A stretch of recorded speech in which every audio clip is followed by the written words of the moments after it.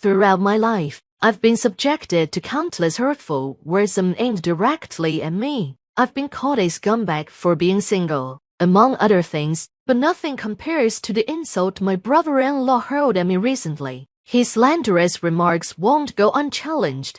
My name is Amy Smith. I'm 38 years old, single, and working hard. You might wonder why I have a brother-in-law. If I'm not married, it's because I'm engaged. My fiancé, James, is 6 years younger than me. We met through a mutual friend and instantly connected. My work schedule is incredibly hectic, often requiring me to work on my days off. I met James during one of these busy periods, and when we're together, I can finally relax. James is a fantastic cook, skilled at sewing, and a diligent worker, qualities I admittedly lack. After we moved in together, he took care of the housework and even cleaned my suits, which has been a huge help. I always feel a bit guilty because I know how busy he is too. But I've reserved a table at a nice restaurant for my next day off, so we can finally enjoy a nice dinner together. It had become a regular habit for me to treat James to dinner as a way of showing appreciation for all his hard work, using the money I earned from my own efforts. I loved doing this for him. Don't worry about it, he would say. I can leave work on time, and I'm not nearly as busy as you. Besides, I do housework because I enjoy it. As we plan an upcoming family gathering, James often asked, "How are your family's plans for our meeting?" We had already met each other's parents shortly after our engagement, but we wanted to host a dinner party where both families could get to know each other better. James has one older brother, while I have two younger siblings. Instead of waiting until the wedding, both families agreed it would be nice to connect beforehand. So, we arranged a gathering that would include our parents and siblings. "I'm sorry, but my brother can't make it due to work," James explained apologetically. "I know you're also busy with work, so please accept his apologies." "Your brother is a very talented lawyer, isn't he?" I asked as James lowered his head slightly. "I wish I could have met him, but if he's busy, it's understandable. We can't always meet at a wedding." I wasn't too concerned, as I felt it was most important for the couple and their parents to come together, even if siblings couldn't make it. "Just so you know, my brother can be a bit distant with people," James added, looking tense. "Even if he did come, I worry he might be rude." As the day of the party arrived, it turned out that my brother-in-law was indeed absent. James seemed visibly relieved that his brother wasn't there. With my brother and sister in attendance, the party turned out to be a pleasant and enjoyable affair. My parents-in-law and I had a great time, and my siblings seemed to get along well with James, which was a huge relief for me. It was a fantastic opportunity for both families to bond, though I couldn't help but wish I had met my brother-in-law. As the day came to an end, I never imagined that when I eventually met my brother-in-law, I would find him to be such a rude person. In hindsight, it seemed like a blessing that he hadn't attended the dinner party. One day, my mother and I found ourselves at the university hospital. She hadn't been feeling well, and after visiting a local clinic near her home, she was referred to the hospital for a thorough examination. Although her symptoms were limited to palpitations and dizziness, I wanted to ensure her health was in check before the wedding. My mother, now in her mid-60s, still appeared youthful, but the thought of a potential serious illness worried me. She had already delayed marriage until her 40s, which had caused me some concern, and I felt a deep sense of gratitude for how well she had raised my siblings and me. "Ma'am, why don't I cover the cost for you to have a thorough checkup?" I suggested. I had never felt such a strong desire to help before, but this was precisely why I had worked so hard to be there for my family when it mattered most. Because the test couldn't be completed in a single day, we had to visit the hospital several times. The tragedy occurred during our second visit.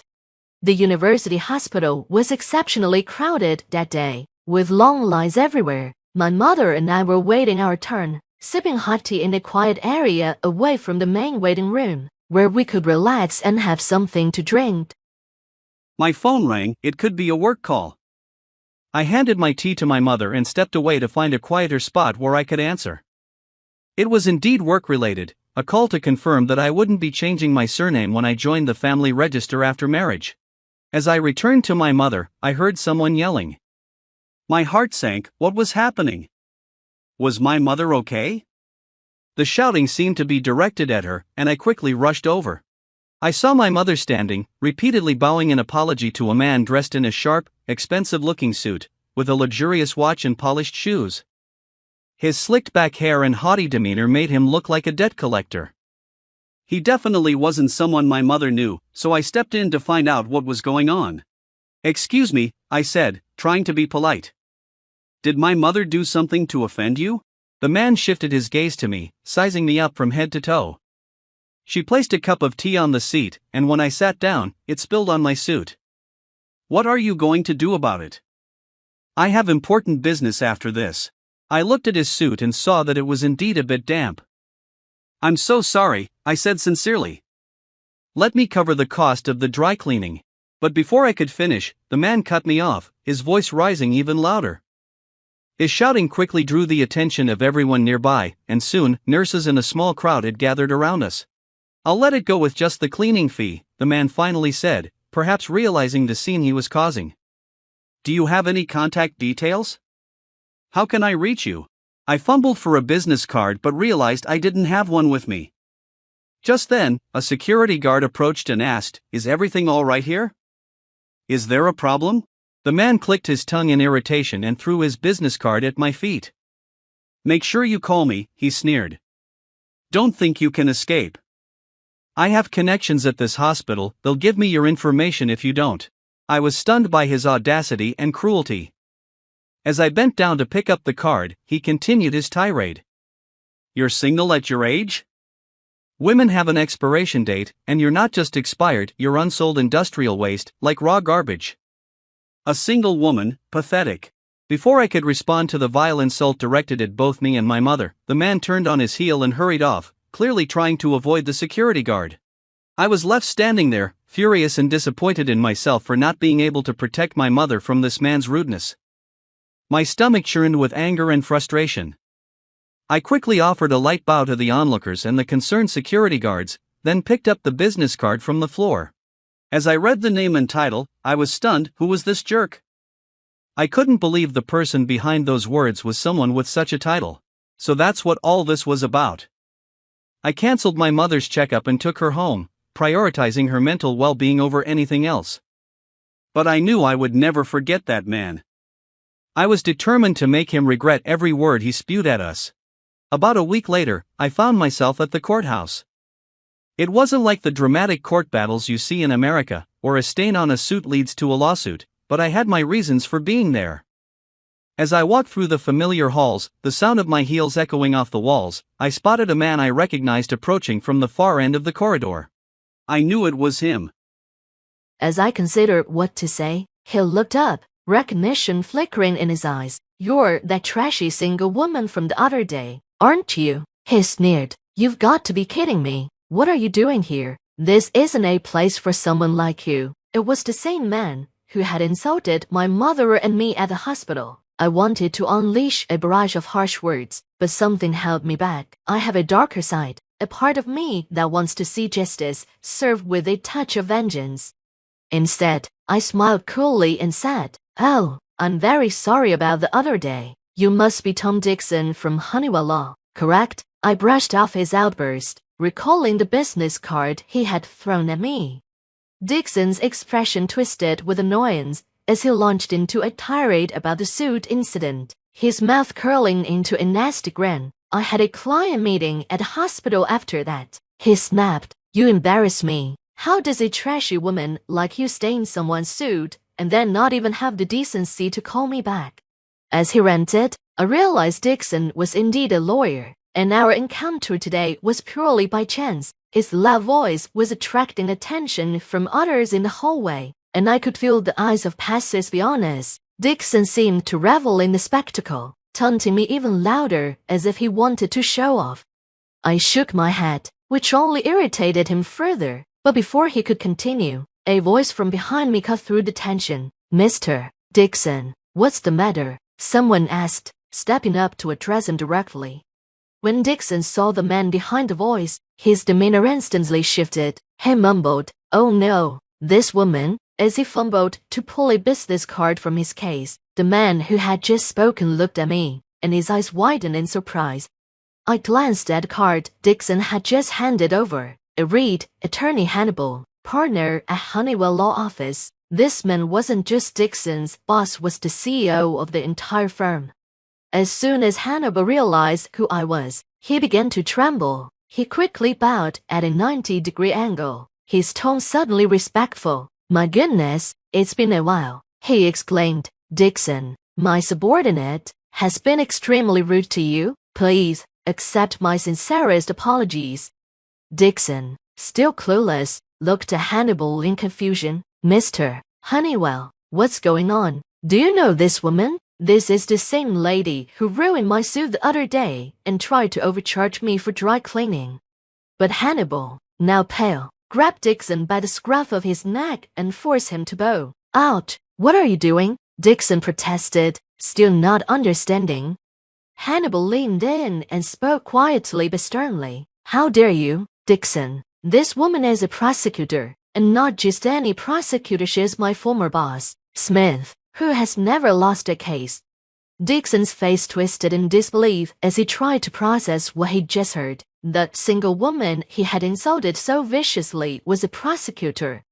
"Yes, I am a lawyer. Since childhood, I've been unable to overlook injustice. I once debated whether to become a police officer or a lawyer, but ultimately chose the latter. My goal has always been to bring criminals to justice, even if I couldn't catch them myself. Now, as a prosecutor, I work tirelessly to see that justice is served.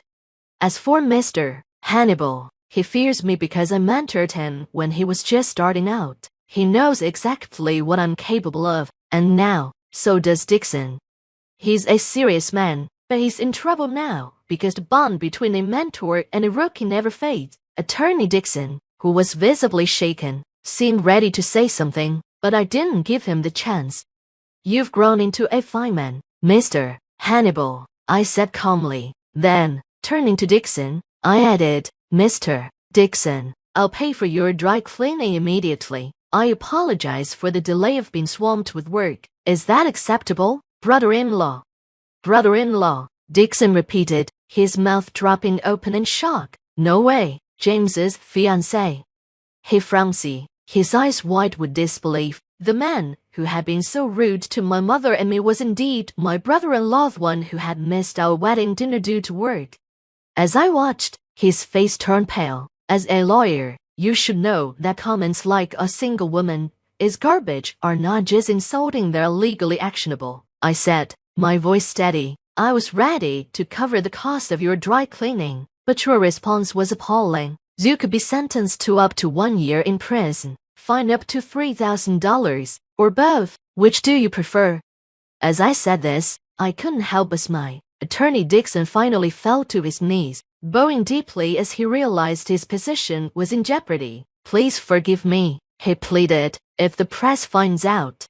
It seemed that even assertive lawyers are keenly aware of the media's potential impact. Sometime later, I had a successful wedding and am now thoroughly enjoying my newlywed life. James has embraced his role as a full-time house husband, allowing me to dedicate myself even more to my work and family. My brother-in-law apologized repeatedly to both my mother and me and even offered to settle the matter. However, I decided to let him off the hook for the dry cleaning bill. I could cover that myself. Although my brother-in-law didn't attend the ceremony likely due to feeling awkward, as business had taken a significant hit due to his behavior toward us and complaints from other clients. It seemed that bad deeds eventually catch up with people. I promised myself that I would cherish and protect the life I've built, ensuring that my family and I continue to support each other through everything.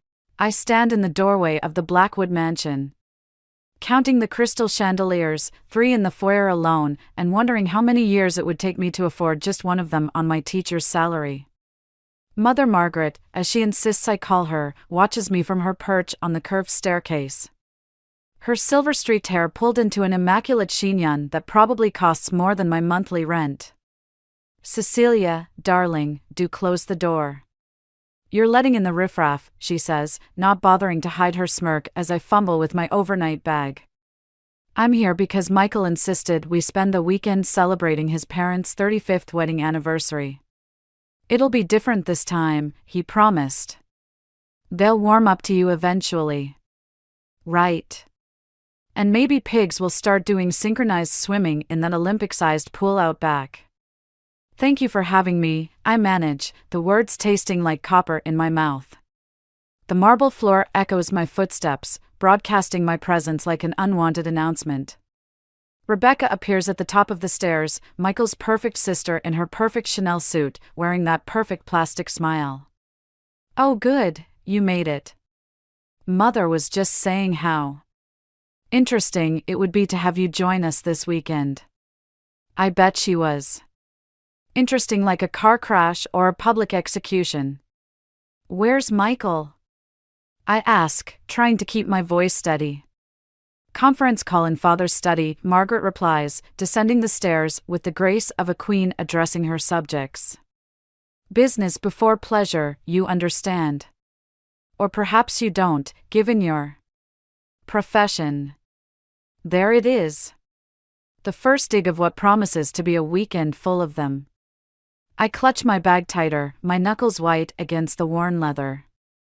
I'll show you to your room, Rebecca offers, though we both know it's not really an offer. The East Wing, Mother?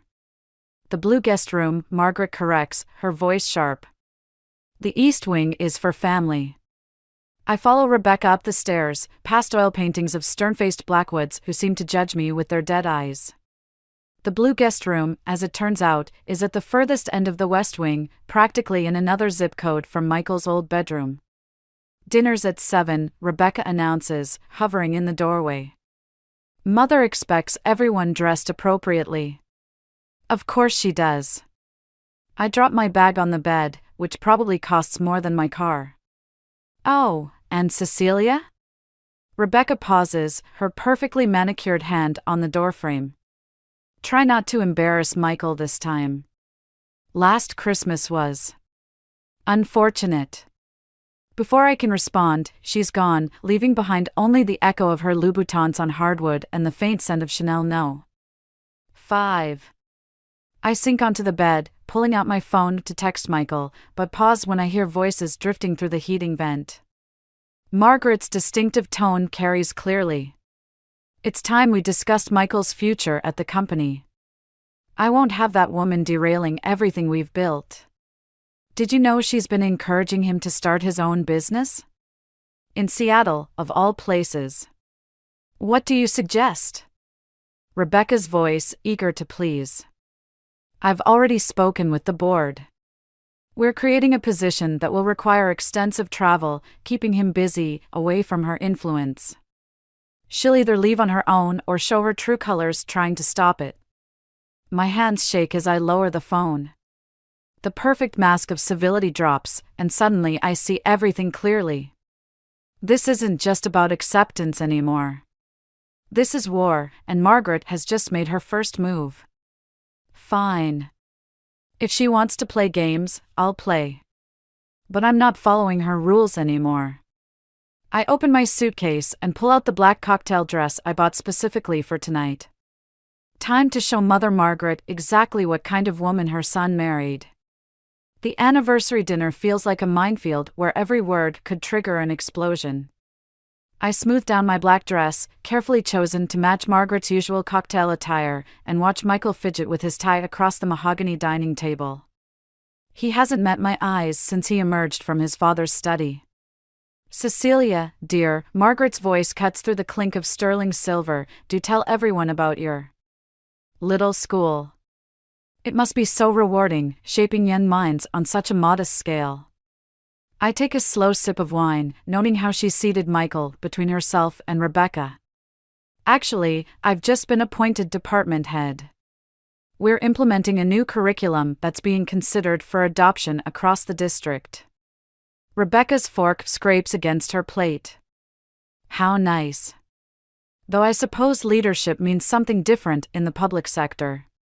Speaking of leadership, Margaret interjects, Michael, darling, tell everyone about the Singapore project.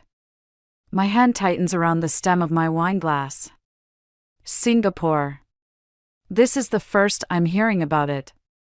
Michael clears his throat. It's still in the early stages, Mother. Nonsense. The board's already approved your position as project director. 18 months minimum, isn't it? Such an opportunity. The room spins slightly. 18 months. Our plans for Seattle dissolve like sugar in rain. Congratulations, brother dear. Rebecca's smile is razor sharp. Though it must be difficult for you, Cecilia, with Michael away so much already. Actually, I set down my glass with deliberate care. Michael and I have been discussing other opportunities. Closer to home. Margaret's eyes flash. Have you now? Michael, you hadn't mentioned. It's nothing concrete, Michael interrupts, still avoiding my gaze. Just ideas. Ideas can be dangerous things, Margaret says softly. Especially when they come from outside influences. Aunt Helen, silent until now, speaks up from her end of the table. I rather think new ideas are exactly what this family needs. Don't you agree, George? Michael's father grunts noncommittally behind his newspaper, his standard response to family tension. Helen, please, Margaret's tone could freeze hell itself. This is hardly the time to. When is the time, Margaret? I surprise myself by asking. When Michael's safely tucked away in Singapore? When you've managed to schedule every minute of his life without consulting his wife? The silence that follows is deafening. Rebecca looks delighted at my outburst, while Michael seems to be trying to disappear into his chair. I think, Margaret says carefully, that you forget your place in this family, Cecilia. We've welcomed you. Welcomed? I laugh, and it sounds slightly unhinged even to my ears. Is that what you call this? The separate bedroom? The constant reminders of my inadequacy? The secret plans for my husband's future? Cecilia, Michael finally speaks, his voice strained. Can we discuss this later? Later. Always later. I stand, my chair scraping against the floor. Well, I have some news of my own. I've been offered a position too, heading up an educational consulting firm. In Seattle. Margaret's face goes absolutely still. Michael, you didn't tell me. Because he doesn't know, I cut in. I just found out today. Funny how we both seem to be making life-changing decisions without consulting each other. I turn to leave, but pause at the doorway. Oh, and Mother Margaret? Black really isn't your color. You might want to rethink your wardrobe choices. As I stride away, I hear Aunt Helen's rich laugh floating behind me, followed by the distinct sound of Margaret choking on her wine. It's a small victory, but right now, I'll take what I can get. Back in the blue guest room, I pull out my phone and start researching Singapore. If Margaret wants to play hardball, she's about to learn that this public school teacher knows how to swing back. The question is, whose side will Michael choose when the dust settles? A soft knock at my door interrupts my plotting. Cecilia? It's Aunt Helen's voice. I think it's time we had a proper chat about Margaret's other little schemes. There's quite a bit you should know. I smile. Maybe I'm not as alone in this war as I thought. Aunt Helen's revelations hit like dominoes falling in slow motion. We sit in her private study, where even the leather-bound books seem to hold secrets. She slides a manila envelope across her antique desk. Rebecca's been busy, Helen says, tapping the envelope. These are copies of emails between her and several of your colleagues at school. She's been digging. My hands shake as I read. Carefully crafted questions about my teaching credentials. Subtle implications about my relationship with a former principal. Suggestions of misconduct that never happened. She's trying to get me fired? Margaret's idea, Helen says, pouring us both a generous measure of bourbon. She believes financial pressure might encourage you to accept their plans for Michael. The bourbon burns, going down. How long have you known? Long enough to gather proof. Helen's smile is grim. Margaret forgets I'm on the school board's advisory committee. Nothing gets past my desk without my knowledge. A knock interrupts us. Rebecca stands in the doorway, her face falling when she sees me. Oh. I didn't realize you had company, Aunt Helen. Just discussing educational policy, I say sweetly, raising my glass. You seem quite interested in that lately. Color drains from her face. She recovers quickly, but I catch the flash of panic in her eyes. I'm sure I don't know what you mean. No? Should we call Dr. Stevens at Madison High? Or perhaps Principal Rodriguez? Rebecca's perfectly manicured hands clench. You're delusional. Mother was right about you, you'll say anything to cause trouble. Funny, I have emails that suggest otherwise. I pull out my phone, watching her face. Should I forward them to Michael? I'm sure he'd be fascinated by your creative writing skills. You wouldn't dare. But her voice wavers. Try me. She spins on her heel and storms out. Seconds later, we hear her heels clicking rapidly toward Margaret's wing. Well, Helen says, that should make dinner interesting. I need to find Michael. I stand, but Helen catches my arm. Wait. There's more. She pulls out another document. Margaret's been transferring company shares to Rebecca. Shares that were promised to Michael. My stomach drops. Does he know? Michael sees what he wants to see. But if he loses those shares, your Seattle dreams die with them. I'm halfway to Michael's study when I hear raised voices from Margaret's sitting room. I pause, pressing close to the wall. She's becoming a liability, Margaret hisses. The board won't approve Michael's promotion if there's any hint of scandal. I told you she had proof, Rebecca sounds panicked. She's going to tell Michael everything. Let her try. Who do you think he'll believe? The woman who's given him everything, or the gold digger trying to tear him away from his family? I've heard enough. I push open the door, making both women jump. Why don't we ask him? Margaret recovers first. Eavesdropping now? How predictably common. Common enough to record everything you just said. I hold up my phone.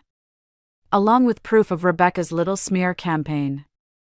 You wouldn't dare destroy this family, Margaret says, but there's fear beneath her certainty. You're right. I wouldn't. I move closer, lowering my voice. But I will destroy you, Margaret. Every carefully constructed lie, every manipulation, every scheme, I'll expose it all unless you back off. Mother? Michael's voice from the doorway makes us all turn. What's going on? The moment stretches like glass about to shatter. I look at my husband's confused face, at Margaret's calculating eyes, at Rebecca's barely concealed panic, and make my decision. Your mother was just explaining why she's been transferring your company shares to Rebecca. The words fall like bombs in the quiet room. Weren't you, Mother Margaret? Michael steps forward, frowning. What shares? I pull out Helen's document, handling the truth like the weapon it is. Sometimes the best revenge isn't about destroying your enemies, it's about forcing them to destroy themselves. Perhaps, I say softly, we should all sit down. There's quite a lot to discuss. 3 days after the confrontation, Michael still won't look at me during breakfast. The morning sun streams through the conservatory windows, turning everything golden except the cold space between us. His coffee goes untouched, his phone a shield against conversation. The board meeting's today, I say, breaking our careful silence. He adjusts his tie, the blue one Margaret gave him last Christmas. I know. Will you vote against the share transfer? It's complicated. his standard answer these days. Everything's complicated when you're choosing between your wife and your mother. Like Singapore is complicated? I push my plate away. Or like Rebecca trying to get me fired is complicated? She's my sister, Cecilia. His voice carries an edge of warning. And mother. She had her reasons. For stealing your inheritance? For protecting the company. He finally meets my eyes. Did you ever think that maybe she's right? That your plans for Seattle might be impulsive? The betrayal hits like ice water. Before I can respond, Rebecca appears in the doorway, perfectly composed in her executive suit. Michael, Mother needs you in the study. The lawyers are here. He stands immediately, always the obedient son. At the door, he pauses. We'll talk later. Will we? But he's already gone. Rebecca lingers, satisfaction radiating from her like perfume. Oh, don't look so wounded, Cecilia. Did you really think exposing Mother's plans would change anything? Michael knows where his loyalty belongs. With his wife? With his family. She steps closer, voice dropping. But here's what I don't understand, why are you still fighting? You've lost. Michael's already signed the preliminary paperwork for Singapore. My coffee cup clatters against its saucer. What? Last night. Mother had the contracts ready. Her smile is pure venom. 18 months just became 3 years. Congratulations on your long-distance marriage. I'm out of my chair before I realize I'm moving, but Aunt Helen's voice stops me at the door. Rebecca, darling, I believe the lawyers were asking for you as well. Helen sweeps in, elegant as always. Something about those emails you sent to Madison High? Rebecca's face pales. You wouldn't dare. The school board takes harassment very seriously. Helen examines her manicure. As does the SEC when it comes to undisclosed share transfers. Such messy business, don't you think? Rebecca flees, leaving behind the scent of fear and Chanel. He signed? My voice sounds distant to my own ears. Helen touches my arm. Not yet. But he will, unless. Unless what? Unless you're willing to play their game better than they do. She pulls out her phone, showing me an email. Margaret's not the only one with connections to the board. There's a meeting this afternoon at Blackwood Industries. I can get you in. To do what?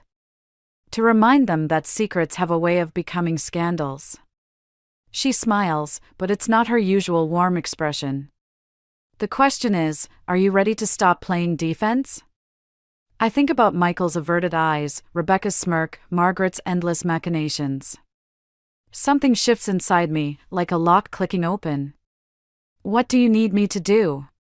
Helen's smile widens. Wear that black dress again. And bring the files I gave you, all of them. As I head upstairs to change, I catch a glimpse of myself in one of the mansion's countless mirrors. I barely recognize the woman staring back. There's something harder in her eyes, something that looks remarkably like Margaret. My phone buzzes with a text from Michael, we need to talk before the board meeting. I type back, yes, we do.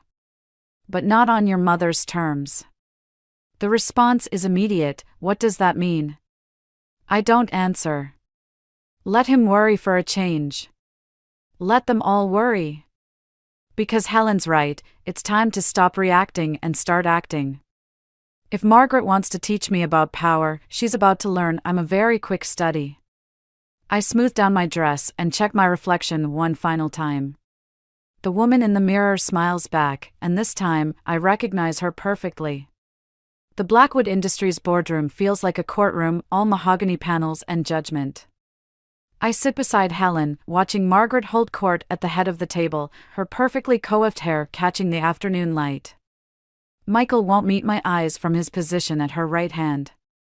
The Singapore expansion represents a crucial step for our family's legacy, Margaret announces, sliding contracts across the polished surface. Michael's leadership role is essential too. Before we continue, Helen interrupts, her voice silk over steel. The board should review these documents. She produces a thick folder, particularly the sections regarding unauthorized share transfers and potential SEC violations. The room temperature drops 10 degrees. Margaret's smile freezes. This isn't the time, Rebecca starts, but Helen cuts her off. It's exactly the time. Before anyone signs anything, they should know exactly what they're signing away. She turns to the board members. Or who they're signing it to. I stand, my hands steady, as I distribute copies of the evidence. You'll find detailed records of every manipulated transaction, every buried audit report, and every threat made to ensure compliance. Cecilia. Michael's voice cracks. What are you doing? Protecting you. The words taste bitter. Someone has to. Margaret rises slowly, a queen whose throne is wobbling. These accusations are groundless. The board knows my dedication to this company. And to your children? I pull out my phone, playing the recording from her sitting room. Her voice fills the space, let her try. Who do you think he'll believe? The woman who's given him everything, or the gold digger trying to tear him away from his family? The board members shift uncomfortably. One begins flipping through the documents with increased interest. You recorded me? Margaret's composure slips. In my own home? I learned from the best. I meet her gaze. Didn't you teach Rebecca to document everything? Including her attempts to sabotage my career? Rebecca pales. Mother, I can explain. Silence. Margaret's command cracks like a whip. She turns to Michael. Surely you won't let your wife destroy everything we've built? Michael stares at the contract before him, then at the evidence folder. His hand trembles slightly as he reaches for his pen. Sign it, Margaret urges. Prove where your loyalty lies. Don't. My voice is barely a whisper. Not for her. Not like this. The pen hovers. Time stretches like taffy.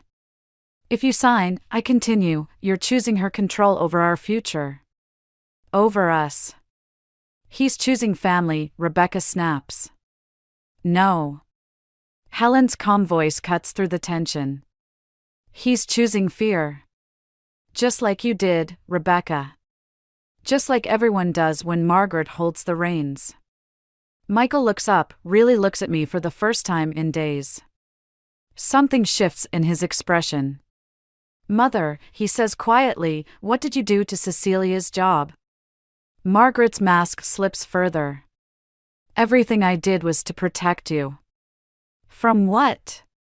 The pen clatters to the table. From happiness? From independence? From love? From her. Margaret points at me, composure shattering. She'll take you away, change you, destroy everything I've sacrificed to build. The only thing being destroyed here is your control. I gather the contracts. The board has copies of everything now. Your choice, Margaret, step down gracefully or let them discover exactly how deep your manipulation runs. The silence is deafening. Board members whisper among themselves. Rebecca stares at her hands. Michael stands slowly, deliberately moving to my side. Margaret's eyes narrow to slits. You'll regret this. Both of you. No, I say softly. The only regret would be letting you win. I turn to leave, Michael's hand finding mine. At the door, I pause. Oh, and Margaret? The Singapore project is cancelled. Michael's talents are needed closer to home, in Seattle. Her scream of rage follows us down the hallway, but I don't look back. Some storms you walk away from, knowing the destruction they leave behind is their own punishment. Michael squeezes my hand. We have a lot to talk about. Yes, I agree. But not here. Not in her house. Not anymore. The sun hits our faces as we exit the building, and for the first time in months, I can breathe freely. Sometimes winning isn't about destroying your enemies, it's about freeing yourself from their power to hurt you. The annual Blackwood Charity Gala feels like a funeral where everyone's still pretending to smile. I adjust my emerald dress, chosen to match the family colors, one last attempt at belonging, and watch Margaret work the room. She hasn't spoken to me since the board meeting, but her eyes follow my every move. Michael squeezes my hand. We can leave if you want. And give her the satisfaction? I force a smile as another board member passes. Not a chance. Rebecca approaches, champagne sloshing dangerously in her glass. Mother wants everyone gathered for the announcements. Of course she does. I release Michael's hand. Go. Your mother's waiting. He hesitates, but duty wins out. Always does. I find Helen by the bar, her face grim. Something's wrong, she whispers. Margaret's been meeting with the other board members privately all week. Before I can respond, Margaret taps her glass. The room falls silent. Family, friends, distinguished guests, she begins, her voice carrying that perfect mix of authority and warmth I could never master. As you know, recent events have forced us to re-evaluate certain company positions. My stomach drops. Therefore, it gives me great pleasure to announce that Michael will be taking over as CEO of our European division, effective immediately. The room erupts in applause. Michael looks stunned. Mother, I never agreed. The board voted this morning, Margaret continues smoothly. Your flight leaves tomorrow night. Rebecca will handle the transition here. The room spins. Europe. Not Singapore, Europe. Further away, longer term, more permanent. You can't do this, I step forward, my voice shaking. The board already rejected. The board, Margaret's smile turns razor sharp, reconsidered after reviewing certain historical documents. Particularly those regarding your father's involvement in the Mason scandal 10 years ago. The air leaves my lungs. My father's bankruptcy, the accusations of fraud, the years of rebuilding our family's reputation, how did she know?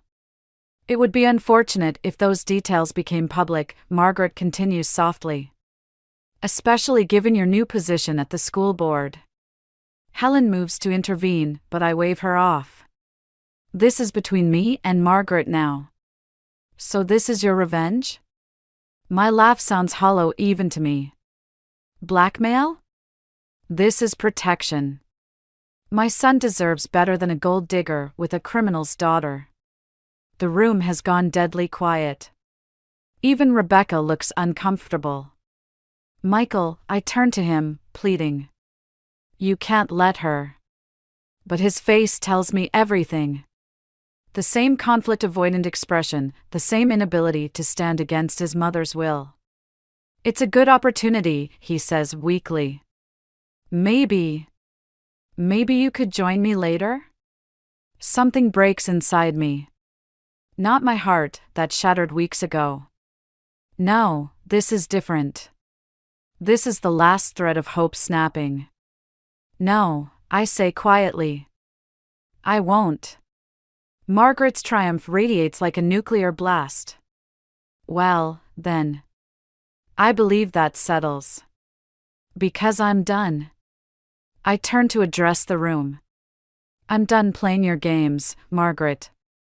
Done watching you manipulate everyone around you. Done pretending this is about family when it's really about control. Security, Margaret snaps her fingers. Please escort my daughter-in-law out. Don't bother. I pull off my wedding ring, the Blackwood family heirloom that never quite fit, and place it on the nearest table. I know the way out. I make it to the foyer before Michael catches up. Cecilia, wait. We can figure this out. No, we can't. I don't turn around. Because you'll never choose me over her. And I'll never be the wife who accepts that. Please. Goodbye, Michael. The night air hits my face as I push through the mansion's doors. Behind me, I hear Margaret's voice rising in victory, already spinning the story of how she saved her son from an unsuitable marriage. Let her have her win.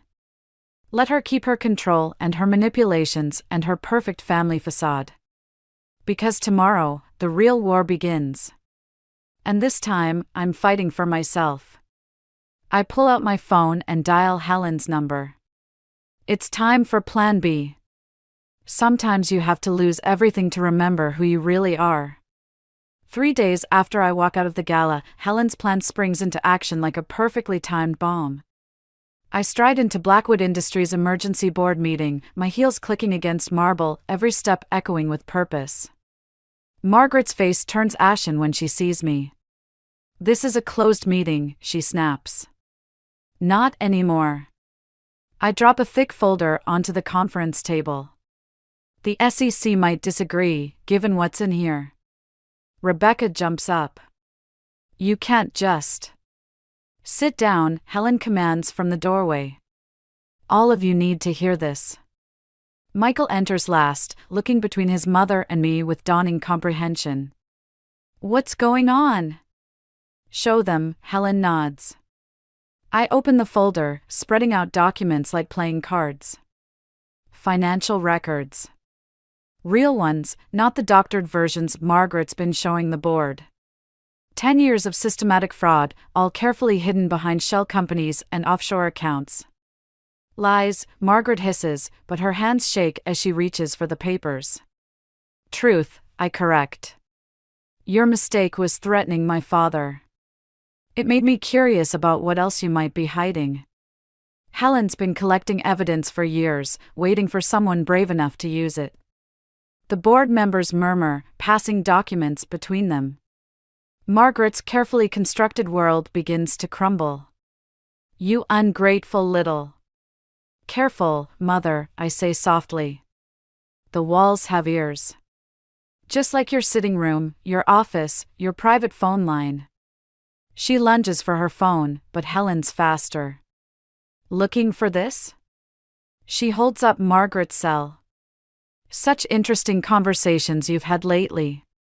Especially about those offshore transfers. Michael, Margaret turns to her last defense.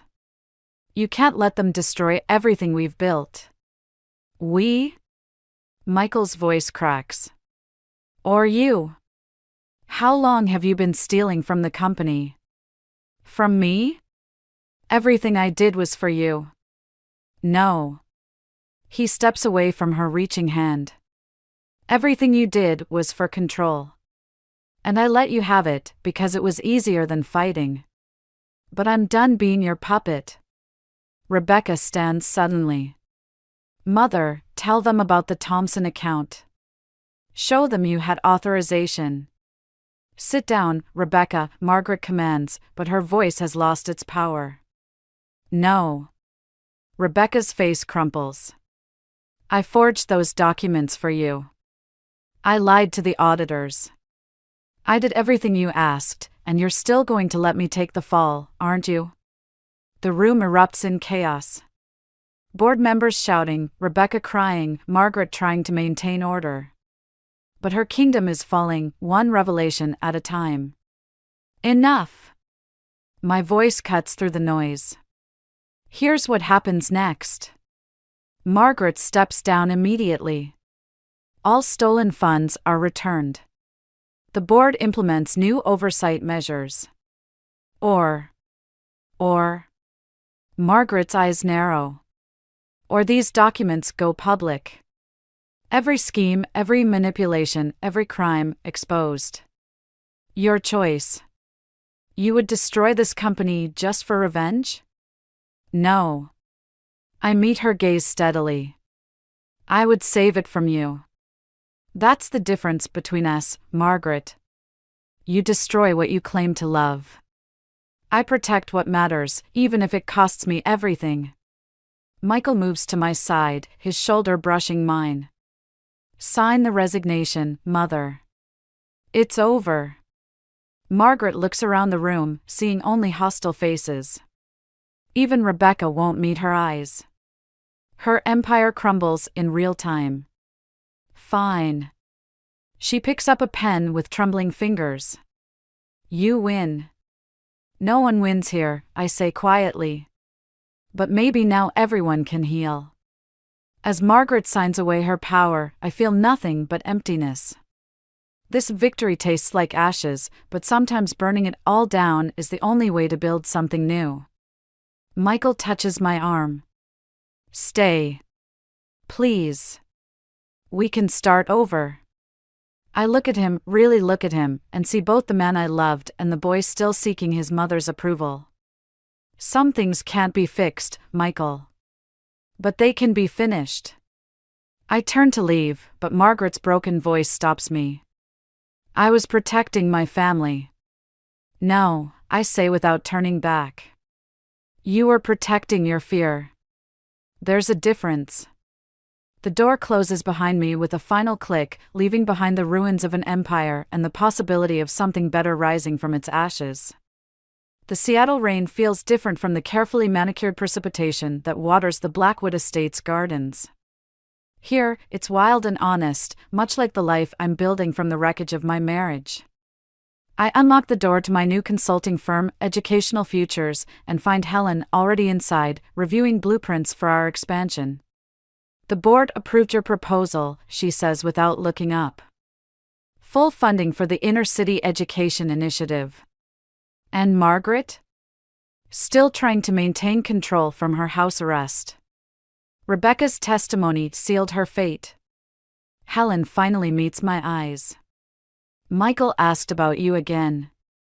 Of course he did. The divorce papers sit unsigned on my desk, his signature line blank after 3 attempts to deliver them. He's different now, Helen continues. Standing up to what's left of Margaret's influence. Leading the company's rehabilitation. Good for him. I mean it, mostly. But some bridges can't be unburned. A knock interrupts us. Rebecca stands in the doorway, looking smaller without her designer armor. Your secretary said I could come up. Rebecca. I keep my voice neutral. This is unexpected. I'm not staying. She clutches her purse like a shield. I just needed to say something. I wait, remembering a time when her silence was a weapon. Now it feels like surrender. You were right, she says finally. About Mother. About everything. I spent so long trying to be what she wanted that I forgot who I was. And now? Now I'm trying to remember. She pulls out an envelope. These are my shares in the company. I want you to use them for your education program. Rebecca. Please. Let me do one right thing in all this mess. I take the envelope, feeling the weight of transformation in my hands. What will you do? Start over. Somewhere new. A ghost of her old smile appears. Maybe even somewhere where it rains. After she leaves, Helen pours us both coffee. You know, revenge doesn't usually end with redemption. This wasn't about revenge. I watch Seattle's skyline emerge from the morning mist. Not really. It was about breaking free. All of us. My phone buzzes, Michael's daily message.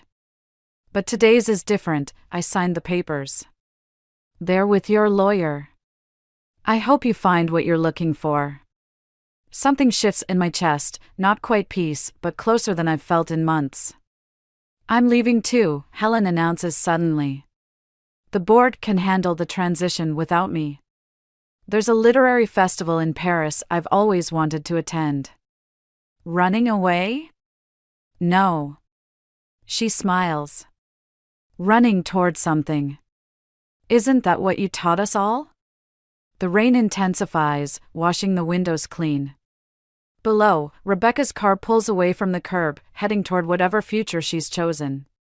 Somewhere across the city, Michael sits in his office, finally standing on his own. And in her monitored mansion, Margaret faces the consequences of her choices. My phone buzzes again.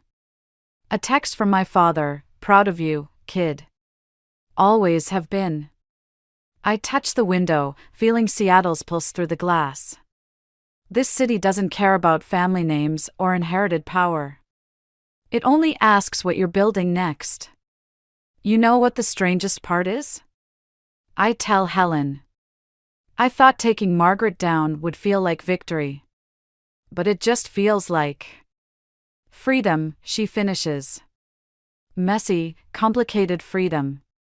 I nod, thinking of all the perfectly arranged gardens and carefully controlled lives I've left behind. Here, things grow wild and true, reaching for light through the rain. So, Helen raises her coffee cup. What's next? I look at my reflection in the window, no longer the outsider trying to fit into someone else's world, but something entirely new. Something real. Everything, I answer. Everything's next. The rain continues falling, washing away the last traces of the woman who once tried to please the Blackwoods. Let Margaret keep her mansion and her memories. I'll take the wild unknown any day. Sometimes the best revenge isn't destroying your enemies. It's becoming exactly who you were meant to be, without their permission or approval. I pick up my phone and delete Michael's number. It's time to write my own story. The phone rings exactly as Caleb dumps his bowl of cereal across the kitchen table. Milk cascades onto my freshly ironed blouse, and I bite back a curse while fumbling for my cell. The number isn't familiar, but I've been waiting for this call. Is this Sutton Reynolds? Yes, speaking. I'm already dabbing at my blouse with a paper towel, watching the milk seep deeper into the fabric. This is Margaret from Riverside Technologies. We'd like to offer you the position of Senior Project Manager. My hand freezes mid-dab. The salary she quotes makes my knees weak. It's double what I'm making now. Double. The kind of money that could pull us out of this paycheck-to-paycheck existence. Maybe even let us move out of this cramped rental. There's just one detail, Margaret continues. The position requires regular travel between our 3 offices. You'll need reliable transportation. Our ancient Honda with its check engine light permanently illuminated flashes through my mind. The same car that left us stranded 3 times last month. Of course, I lie smoothly. That won't be a problem. After hanging up, I stare at Caleb, who's now finger painting with spilled milk. Baby, Mommy just got some really good news. Better than pancakes? He looks up hopefully. Way better than pancakes. I scoop him up, milk sticky hands and all, and spin him around. His giggle is pure sunshine. Brandon walks in, still in his ratty weekend sweats. What's all the excitement about? I got the job. I set Caleb down. The Riverside position. It's happening. His face lights up, then dims slightly. That's amazing, but don't they need you to travel? In our car. We'll figure it out. We can use the anniversary trip money. Elaine's anniversary trip? Brandon's expression shifts. Honey, you know how much Mom's been looking forward to that. And there it is. The shadow of my mother-in-law, falling across every major decision we make. Elaine, with her guilt-laden sighs and passive-aggressive suggestions about how we should live our lives. Elaine, who's been planning her lavish anniversary celebration for months, expecting us to foot a significant portion of the bill. Brandon, this is our future we're talking about. A real chance to get ahead. I know, but he runs a hand through his hair. Maybe we can find another way. Mom's done so much for us. The doorbell chimes, right on cue. Speaking of the devil. Grandma. Caleb races to the door before I can stop him.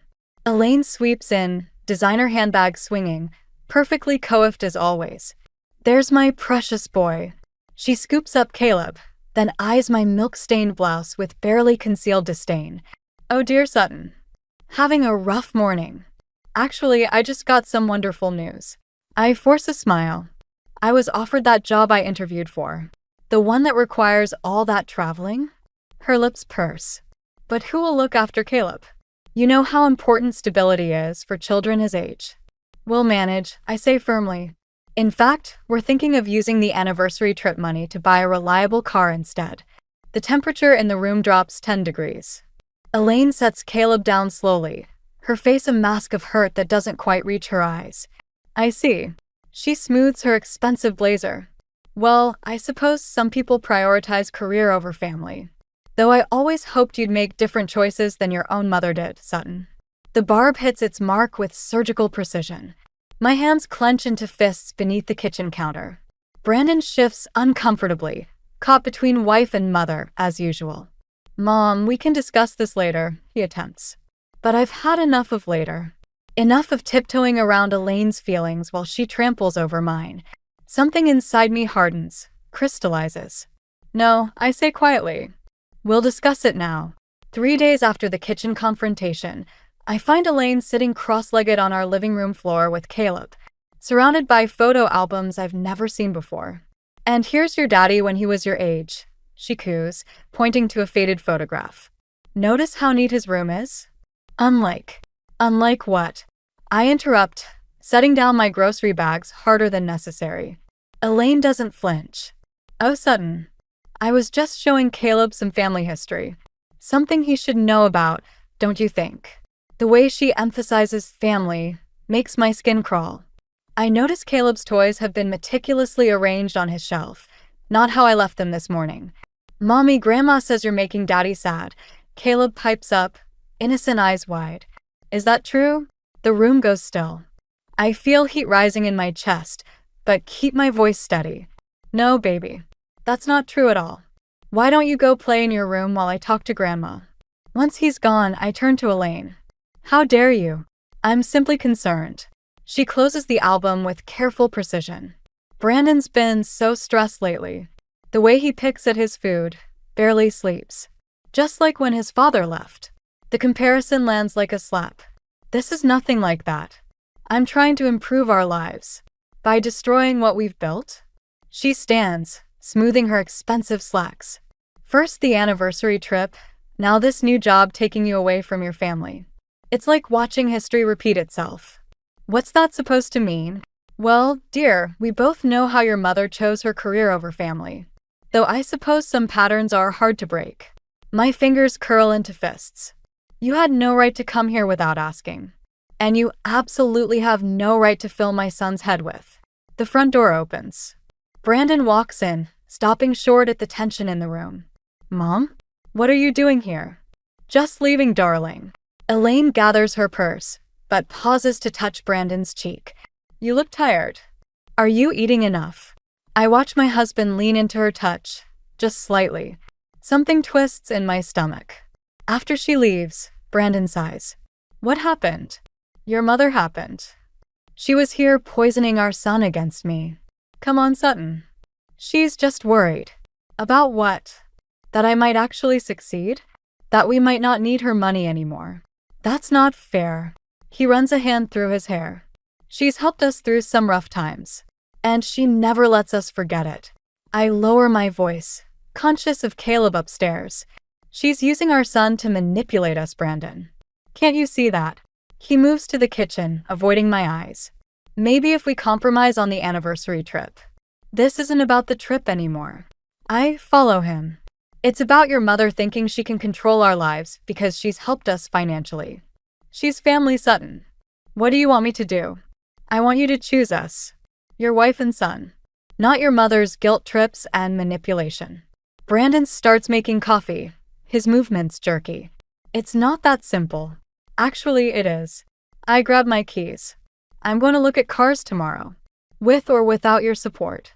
Sutton. And one more thing.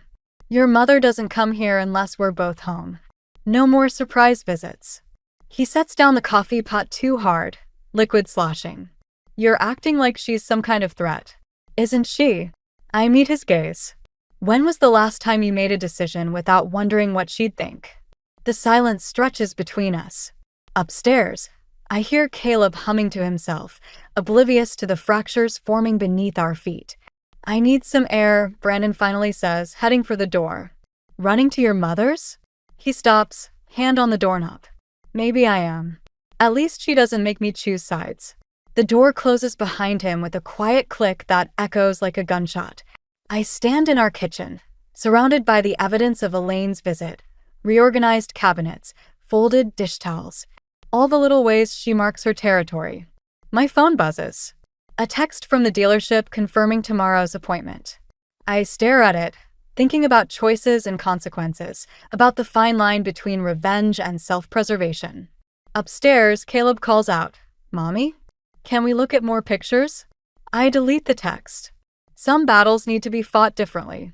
The supermarket feels like neutral territory until I spot Martha examining tomatoes 2 aisles over. I duck behind a display of cereal boxes, but it's too late. She's already waving, walking over with that concerned smile I've grown to hate. "Sutton, dear. I've been meaning to call you." Of course she has. Martha, Elaine's eternal echo chamber. I force a smile. "Hello, Martha. Such a shame about the tension lately." She lowers her voice conspiratorially. "Elaine's been beside herself, you know. Barely sleeping." "Really?" I examine a box of cornflakes with unnecessary intensity.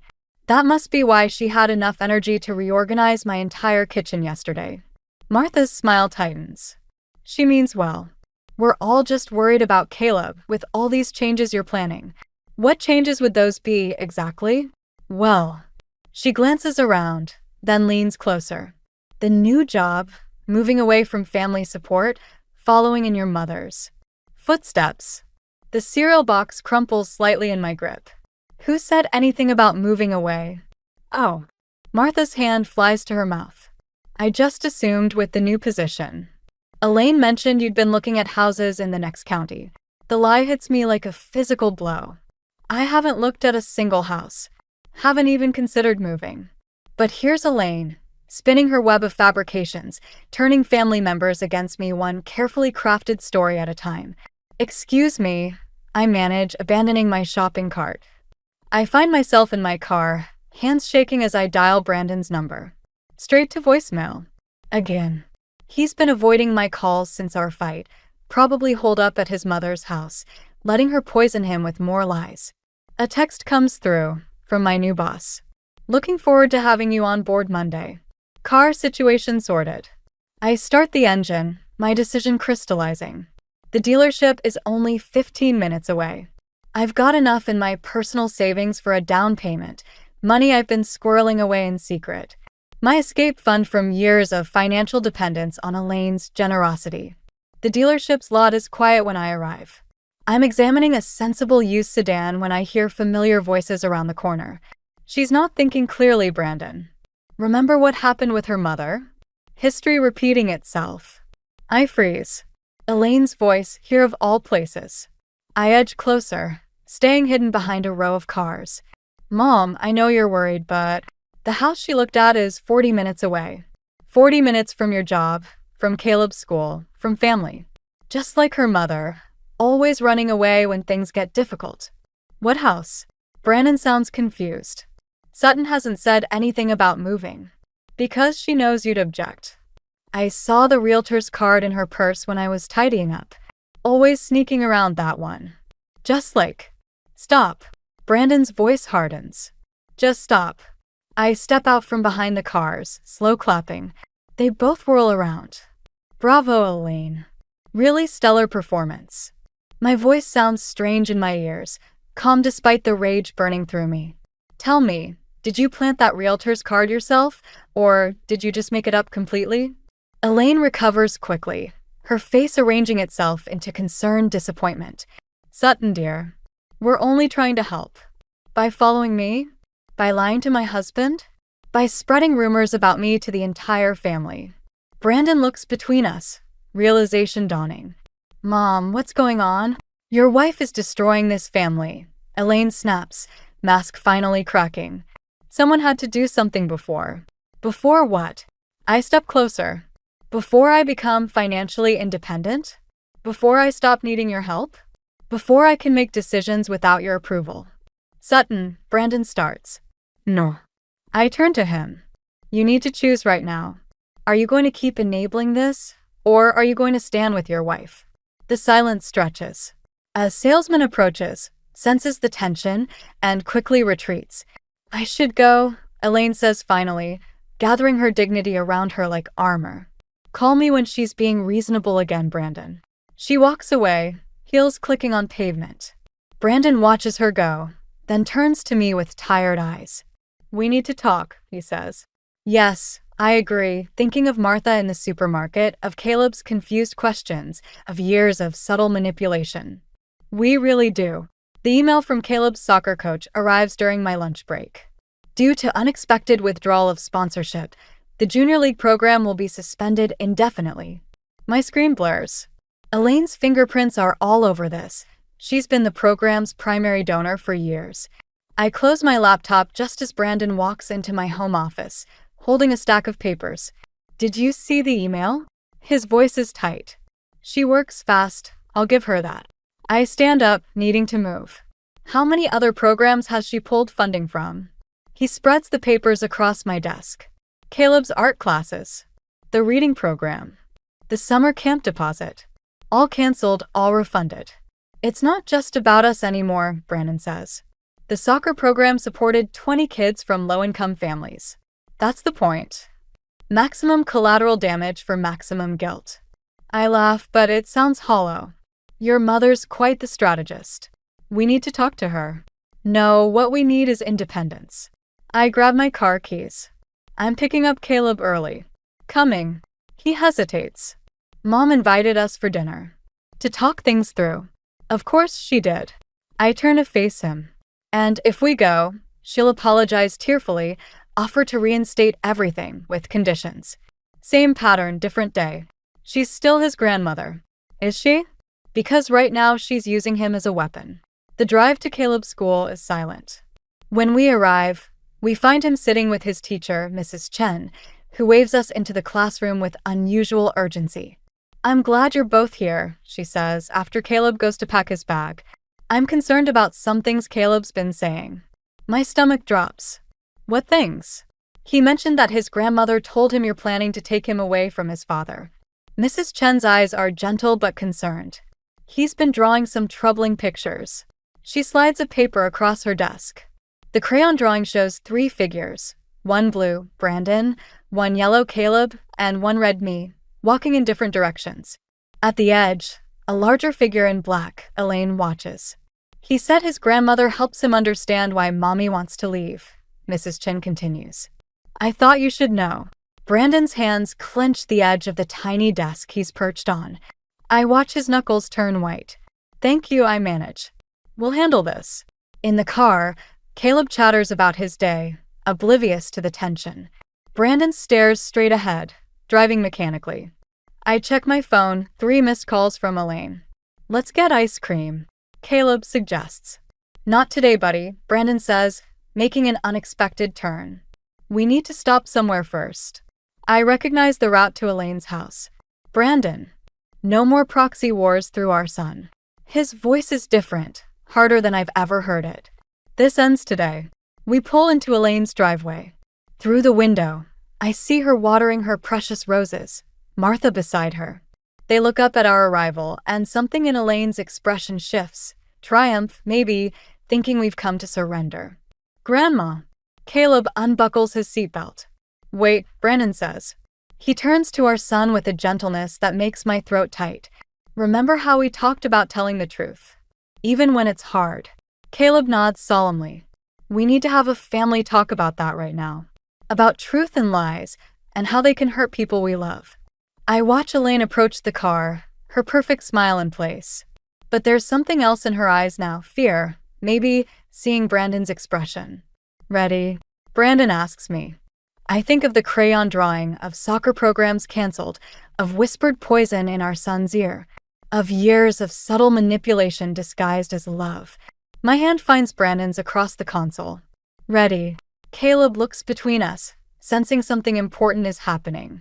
Outside, Elaine reaches for the car door, but Brandon hits the lock button. Just for a moment, just long enough to make it clear, this time we're in control of how this conversation starts. The anniversary party invitation sits on our counter like a loaded gun.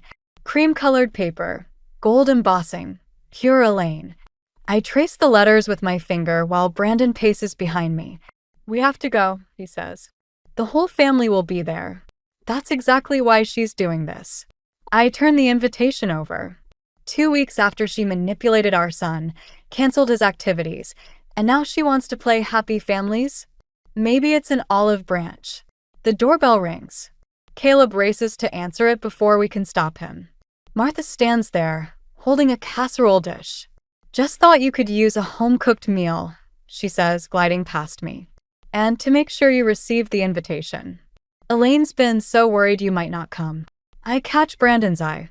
This is how it always starts. The subtle pressure, the guilt, the family emissaries. "Actually," I say, "we were just discussing." "Oh, you must come." Martha sets down the dish.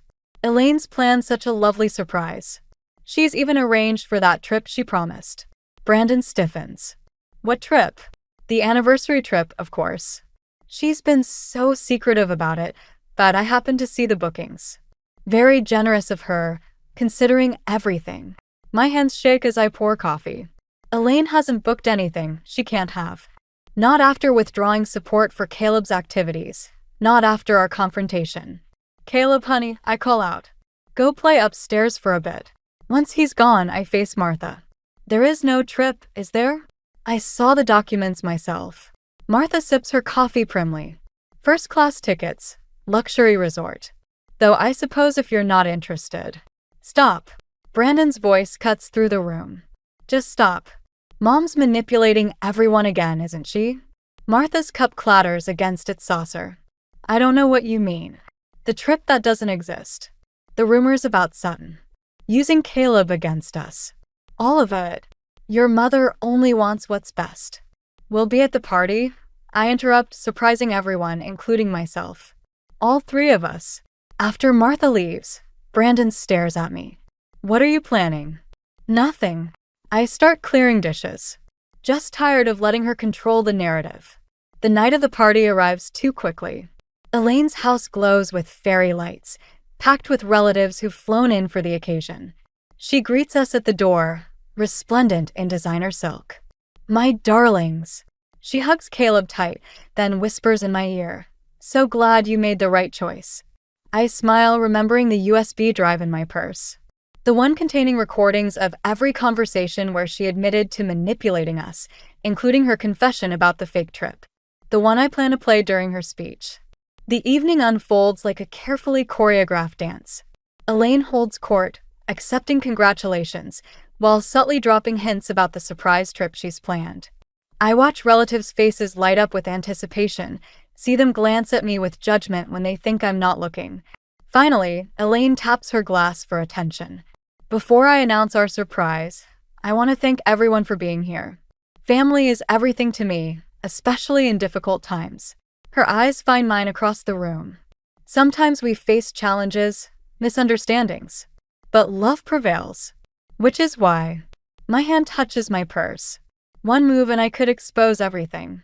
The lies, the manipulation, the psychological warfare waged through our child. But then I see Caleb, watching his grandmother with pure adoration. Brandon, tension visible in every line of his body. The collateral damage would be catastrophic. Elaine continues, "Which is why I'm announcing that instead of a trip, I'm establishing a trust fund for Caleb's education." The room erupts in applause. She's outmaneuvered me again, turning potential revenge into a poison pill. If I expose her now, I'm the ungrateful daughter-in-law destroying a grandmother's generous gesture. Brandon grips my hand under the table. "We don't have to accept it." "No," I say, watching Elaine bask in the family's approval. "We don't." I stand up, my chair scraping loudly against the floor. The room goes quiet. Elaine's smile freezes as I reach for my purse. Sometimes the best revenge isn't exposure, it's freedom. The silence in Elaine's study feels like a physical weight. The party guests have gone home, leaving behind empty champagne flutes and whispered judgments. Brandon stands by the window, while Caleb sleeps on the leather sofa, exhausted from the evening's drama. Well, Elaine says, perfectly composed despite everything. I assume you have something to say about my generous offer. I pull out the USB drive, place it on her mahogany desk. Actually, I have something to play. Her eyes narrow slightly. What is this? Everything. I press play on my phone connected to the drive. Her voice fills the room, crystal clear. Of course I made up the trip. Sometimes you need to create pressure to keep a family together. Brandon's sharp intake of breath cuts through the recording. I play another. Elaine instructing Martha about which rumors to spread, which neighbors to influence. Turn it off. Elaine's voice trembles slightly. There's more. I scroll through the files. Should we listen to you coaching Caleb about mommy wanting to leave? Or maybe your conversation about canceling his activities? I did what was necessary. She stands, smoothing her silk dress. Everything I've done has been for this family. No. Brandon moves from the window. Everything you've done has been for control. Brandon, darling. Don't. He holds up a hand. Just don't, Mom. Elaine's facade cracks, just slightly. You don't understand. When your father left, this isn't about Dad. Brandon's voice rises, and Caleb stirs on the sofa. This is about you manipulating everyone around you, including my son. I was protecting him. Elaine's composure shatters. From her. Just like her mother, always ready to abandon family for ambition. I saw the signs. The signs you invented? I stand up. The moving plans you made up? The lies you told everyone. They weren't lies. She grabs a folder from her desk, throws it open. I had proof. The realtor calls. The house listings. Brandon picks up the papers, examines them. These are fake. Mom, you forged these. Something shifts in Elaine's eyes, something desperate and dangerous. Martha, she calls out sharply. Martha appears in the doorway, holding an envelope. I'm sorry, Elaine. I can't do this anymore. What's in the envelope? I ask. The real estate listings. Martha's hands shake. The ones Elaine asked me to create, to make it look like Sutton was planning to leave. The room spins slightly. All this time, the depth of Elaine's manipulation went deeper than we imagined. Give me that. Elaine lunges for the envelope, but Martha steps back. No. Martha's voice strengthens. This has to stop. Elaine turns to Brandon, tears welling. Everything I did was to protect you, to keep our family together. Without me, without my help. We'll manage. Brandon's voice is ice. But you need help, Mom. Professional help. How dare you? She whirls on me. This is your doing. Turning my own son against me. Well, fine. You want independence? Let's see how you manage without my support. The trust fund, Caleb's school fees, everything gone. Mom. No, Brandon. They want freedom? Let them have it. But remember who was there for every scraped knee, every school payment, every crisis. Stop. Caleb's small voice cuts through the tension. He's sitting up on the sofa, eyes wide and frightened. Please stop fighting. The silence that follows is deafening. I move to comfort him, but he shrinks away from me, from all of us. I want to go home, he whispers. Elaine steps toward him. Sweetheart. Don't. Brandon picks up our son. Just don't, Mom. We're leaving. As we walk out, Elaine calls after us, you'll be back. You'll see I was right. You always come back. In the car, Caleb's quiet sobs fill the silence. Brandon drives mechanically, knuckles white on the steering wheel. I stare at the USB drive in my hand, wondering if revenge was worth the cost of our son's innocence. My phone buzzes, a text from my new boss. Looking forward to Monday. Car situation sorted. I close my eyes, feeling the weight of everything we've just lost, everything we still stand to lose. Sometimes winning feels exactly like losing. The family meeting wasn't my idea. Martha called it, inviting everyone to her house 3 days after the anniversary party disaster. I stand in her kitchen now, watching relatives filter in, their faces a mix of concern and curiosity. They need to know, Martha says, clutching a manila envelope. All of it. Brandon squeezes my hand as Elaine arrives last, head high, perfect as always, until she sees Martha's envelope. Her step falters just slightly. What's this about? She demands. Martha's hands shake as she opens the envelope. I've been keeping records. Receipts. Letters. Recordings. Everything you asked me to help you with over the years. The room goes still. Elaine's laugh sounds brittle. Martha, dear, you're being dramatic. Am I? Martha pulls out a stack of papers. The fake real estate listings were just the start. Should we discuss the anonymous letters you sent to Sutton's potential employers? Or the calls to Caleb's school about her supposed neglect? Gasps ripple through the room. I feel my knees weaken. I'd suspected, but the scope of it. You're lying, Elaine snaps, but her perfect mask is cracking. The trust fund announcement? Martha continues. There never was one. You were going to announce its cancellation today. Blame Sutton for forcing your hand. Brandon steps forward. Mom, everything I did was for this family. Elaine's voice rises. You were all too blind to see the danger. Just like with your father, Brandon. Remember how he left? How he chose his new life over us? I saw the same signs in her. No. Martha's voice strengthens. You created those signs. Just like you did with Dad. The room goes silent. Elaine's face drains of color. What? Brandon whispers. Martha pulls out one final document, yellowed with age. Dad didn't leave us for another woman, Elaine. You drove him away. Just like you're trying to do with Sutton. Elaine lunges for the letter, but Martha holds firm. Enough. I step forward, surprising everyone. This ends now. You don't understand, Elaine pleads. I was protecting. No. My voice is steady. You were controlling. There's a difference. I gave you everything. She whirls on Brandon. Everything. And this is how you repay me. By finding the truth? Brandon's voice cracks. By finally seeing what you've done to all of us? A sound from the doorway makes us turn. Caleb stands there, clutching his backpack, the one we'd packed for his cousin to watch him during the meeting. Grandma. His voice is small. Did you tell lies about Mommy? The moment hangs, crystalline and fragile. Elaine takes a step toward him, but Brandon moves first. Yes, buddy, he says gently. Grandma told lies. But that doesn't mean she doesn't love you. Then why? Caleb's question cuts through all the adult complexity to the heart of things. Elaine crumples into a chair, her perfect facade finally shattering completely. Because I was afraid, she whispers. So afraid of being alone. The irony hits like a physical blow. In trying to keep everyone close, she's pushed them all away. Martha moves to her sister's side, places a hand on her shoulder. It's time to get help, Elaine.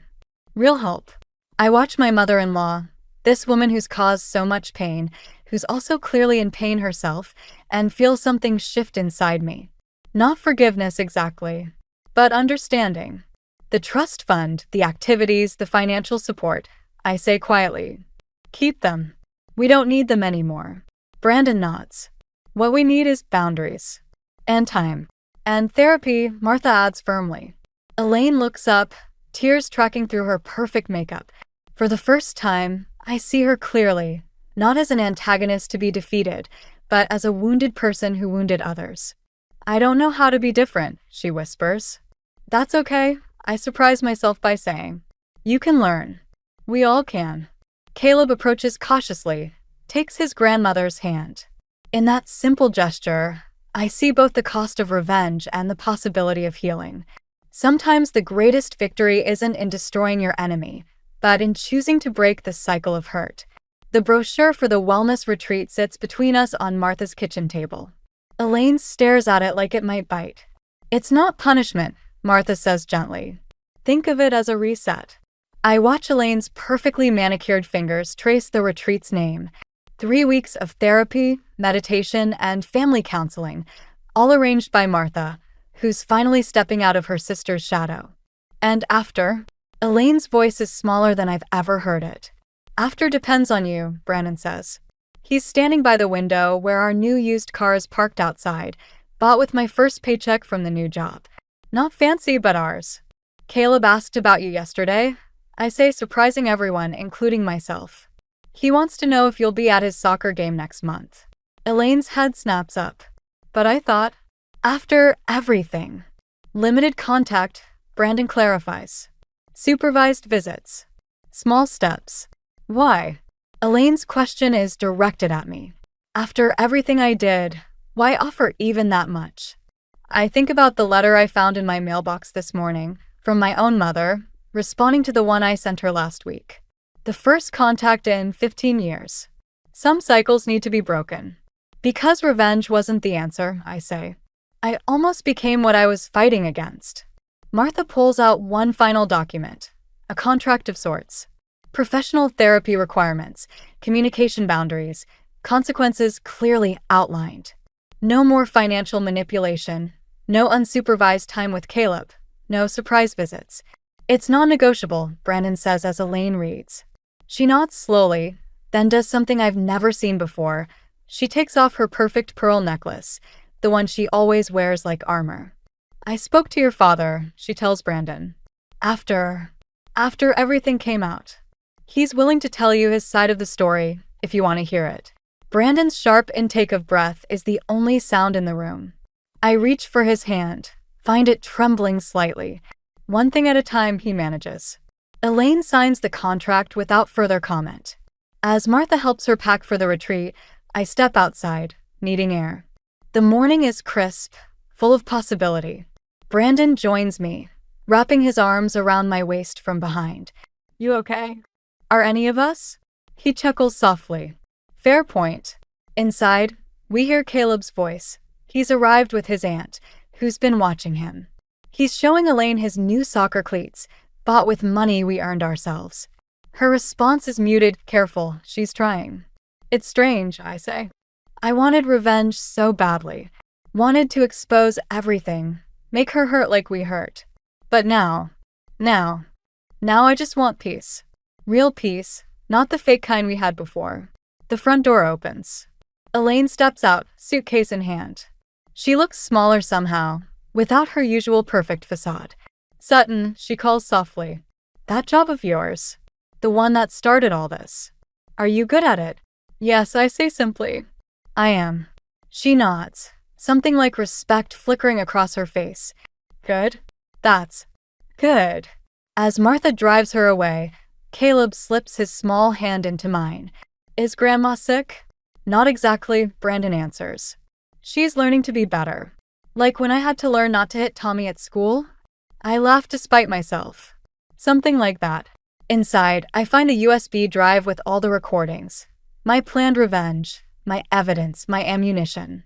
I turn it over in my hands while Brandon makes coffee and Caleb chatters about soccer. Keep it or destroy it? Brandon asks, watching me. I think about cycles, about choices, about the fine line between justice and vengeance, about my mother's letter, waiting to be read, about Elaine's pearl necklace, left behind on Martha's table like a surrender flag.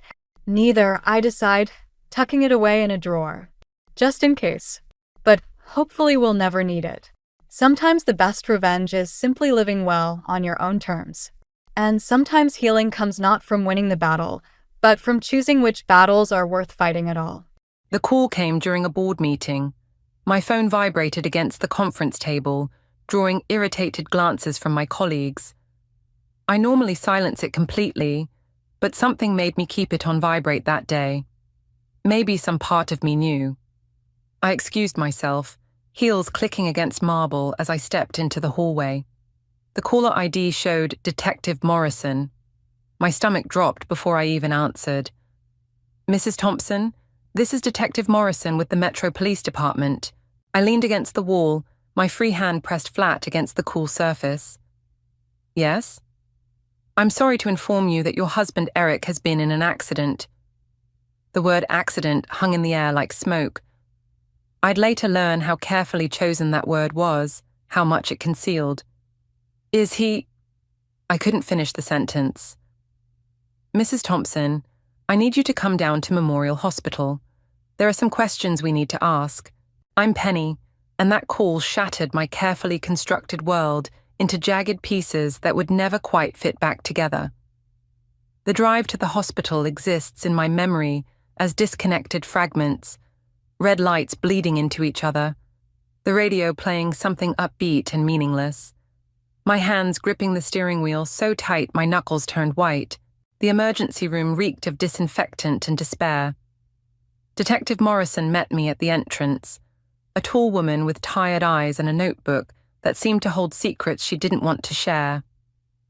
"Your husband's car went off Highway 16 around noon," she said, leading me down a fluorescent-lit corridor. "The initial investigation suggests mechanical failure, but..." "But what?" She stopped walking. "The brake lines were cut, Mrs. Thompson." The words hit me like a physical blow. "Cut? You mean..." "We're treating this as a potential homicide." I remember laughing then, a harsh, broken sound that made a nearby nurse glance over in concern. "That's impossible. Eric was, just a businessman. Who would want to..." The detective's expression shifted slightly. "Mrs. Thompson, we've found some concerning documentation in your husband's car. Financial records, threatening emails. Does the name Marcus Blackwood mean anything to you?" I shook my head, but something clicked into place. All those late-night phone calls Eric had been taking lately, the way he'd been distracted and jumpy. "I need to see him," I said. "Mrs. Thompson..." Her hesitation told me everything. "Please." She led me to a room where Eric lay covered by a sheet. I didn't cry, not then. Instead, I noticed absurd details. His wedding ring catching the harsh hospital lights, a small cut above his left eyebrow that looked fresh, as if it might still be bleeding. "We'll need you to make a formal identification," Detective Morrison said softly. I nodded, but my mind was already racing ahead. Eric's mother Maggie would need to be told. And Cassie, his sister. My father would want to come over, despite his wheelchair making it difficult. But beneath all these practical thoughts, something darker was taking root. Someone had killed my husband. Someone had deliberately sent him off that road to his death.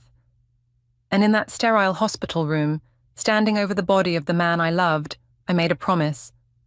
I would find out who did this, and they would pay. My phone buzzed again. Maggie's name flashed on the screen. Of course she'd heard already. She always knew everything first. I let it ring, watching until the screen went dark. Some decisions change everything. Standing there, I chose not to answer that call, and that choice would set in motion events I couldn't possibly have predicted. Because sometimes the people closest to you are the ones holding the sharpest knives. Maggie's house loomed before me, all polished brick and manicured hedges. I sat in my car, watching shadows move behind the curtains. 3 missed calls from her already today. The 4th one would be in person. The front door opened before I could knock. Maggie stood there in a black designer dress, her face a masterpiece of controlled grief. "Finally," she said, pulling me inside. "I've been trying to reach you for hours. Where have you been?" The foyer smelled of lilies, Eric's favorite. Of course she'd already ordered flowers. "I was at the hospital, Maggie. Then the police station." "The police?" Her perfectly manicured hand flew to her throat. "What are they saying about my boy?" I studied her face, searching for something genuine beneath the performance. "They're saying it wasn't an accident." Cassie appeared at the top of the stairs, mascara smeared beneath her eyes. For once, her expensive clothes looked rumpled, lived in. "What do you mean, not an accident?" "The brake lines were cut," I said, watching both their faces. Maggie's hand tightened on the banister. Cassie's eyes widened. "That's ridiculous," Maggie snapped. "Who would want to hurt Eric? He was beloved in the community. Unless..." She turned to me, eyes narrowing. "What have you done to protect my son's interests lately, Penny? All those late nights at the office. Were you even paying attention to what was happening?" "Don't you dare," I said, my voice low. "Don't you dare try to blame this on me." "Mother," Cassie interrupted, descending the stairs. "This isn't helping." "No," Maggie's voice rose. "Then what would help, Cassandra? Because my son is dead, and someone needs to answer for that." She turned back to me. "We need access to the business accounts. Everything. Eric always said it was a family business." "Eric said a lot of things," I replied, "but legally, I'm his next of kin. And until we know what happened, everything stays locked down." "You can't do that." Maggie stepped closer, her carefully constructed facade cracking. That business was built with Thompson money. Our money. You're just an outsider who Eric chose to marry, I cut in, who he trusted with everything. Did he? Cassie asked quietly. Something in her tone made me turn. She was holding her phone, screen glowing in the dimness of the foyer. Because I have some interesting emails here that suggest otherwise. My stomach clenched. What emails? Eric was planning changes, Cassie said, glancing at her mother. Big ones. Maybe that's why someone wanted him dead. Show me, I demanded. All in good time, Maggie interrupted. Right now, we need to focus on arrangements. The funeral needs to be perfect. Eric deserves that much. The police haven't released his body yet, I said. They're still investigating. Investigating what? Cassie's voice had an edge I'd never heard before. What exactly did Eric tell you about his business dealings, Penny? The question hung in the air like smoke. I thought about the detective's words. Marcus Blackwood. The name I didn't recognize, but they clearly did, judging by the look that passed between mother and daughter. I think, I said carefully, that we all need to be very honest about what we know. Honest? Maggie laughed, a brittle sound. My dear, you wouldn't know what to do with honesty if it slapped you in the face. Now, about those accounts. No. I moved toward the door. You'll hear from my lawyer. Penny, Cassie called after me. The emails, you should really see them. I paused, hand on the doorknob. Send them to me. Outside, the evening air felt thick with unspoken threats. My phone buzzed. A text from Cassie. There's more to this than you know. Meet me tomorrow, alone. I got in my car, watching the house in my rearview mirror. Maggie stood at the window, her silhouette rigid with fury. Beside her, Cassie raised her phone to her ear, speaking urgently to someone. The game had begun, and I was already several moves behind. But as I drove away, one thing became crystal clear. Someone in that house knew exactly why Eric died, and I was going to find out who. The emails arrived at 3 a.m. My hands shook as I scrolled through them, Eric's words glowing accusingly in the darkness of our bedroom, our former bedroom. The deal with Blackwood is worse than we thought.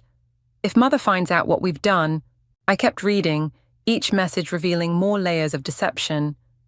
Eric and Cassie had been working together, planning something big, something that terrified them both. My father's voice crackled through the phone. Penny, it's nearly dawn, you should sleep. Dad, I need your help understanding these financials. I switched to speaker, spreading papers across the bed. Eric was moving money around, lots of it, but the numbers don't add up. You're good with numbers, he said. Better than Eric ever was. That's just it. I stared at a particularly suspicious transfer. These aren't amateur mistakes. Someone knew exactly what they were doing. A knock at the door made me freeze. Through the peephole, I saw Cassie, mascara-stained and trembling. I couldn't sleep, she said when I opened the door. And there's something you need to see. She pulled out a USB drive, turning it over in her manicured hands. Eric gave me this the day before the accident. Said if anything happened to him, I should make sure you got it. Why didn't you mention this at the house? Mother was watching. Cassie's voice cracked. She's always watching. Penny? My father's voice came through the phone. Who's there? It's Cassie, I said, studying her face. Dad, I'll call you back. I plugged in the drive. Cassie paced behind me, her designer heels clicking against the hardwood. Files populated the screen. Contracts, emails, photos. One folder was simply labeled MB.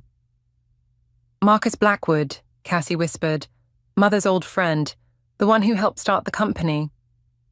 The photos showed Eric and Blackwood in heated discussion outside a restaurant.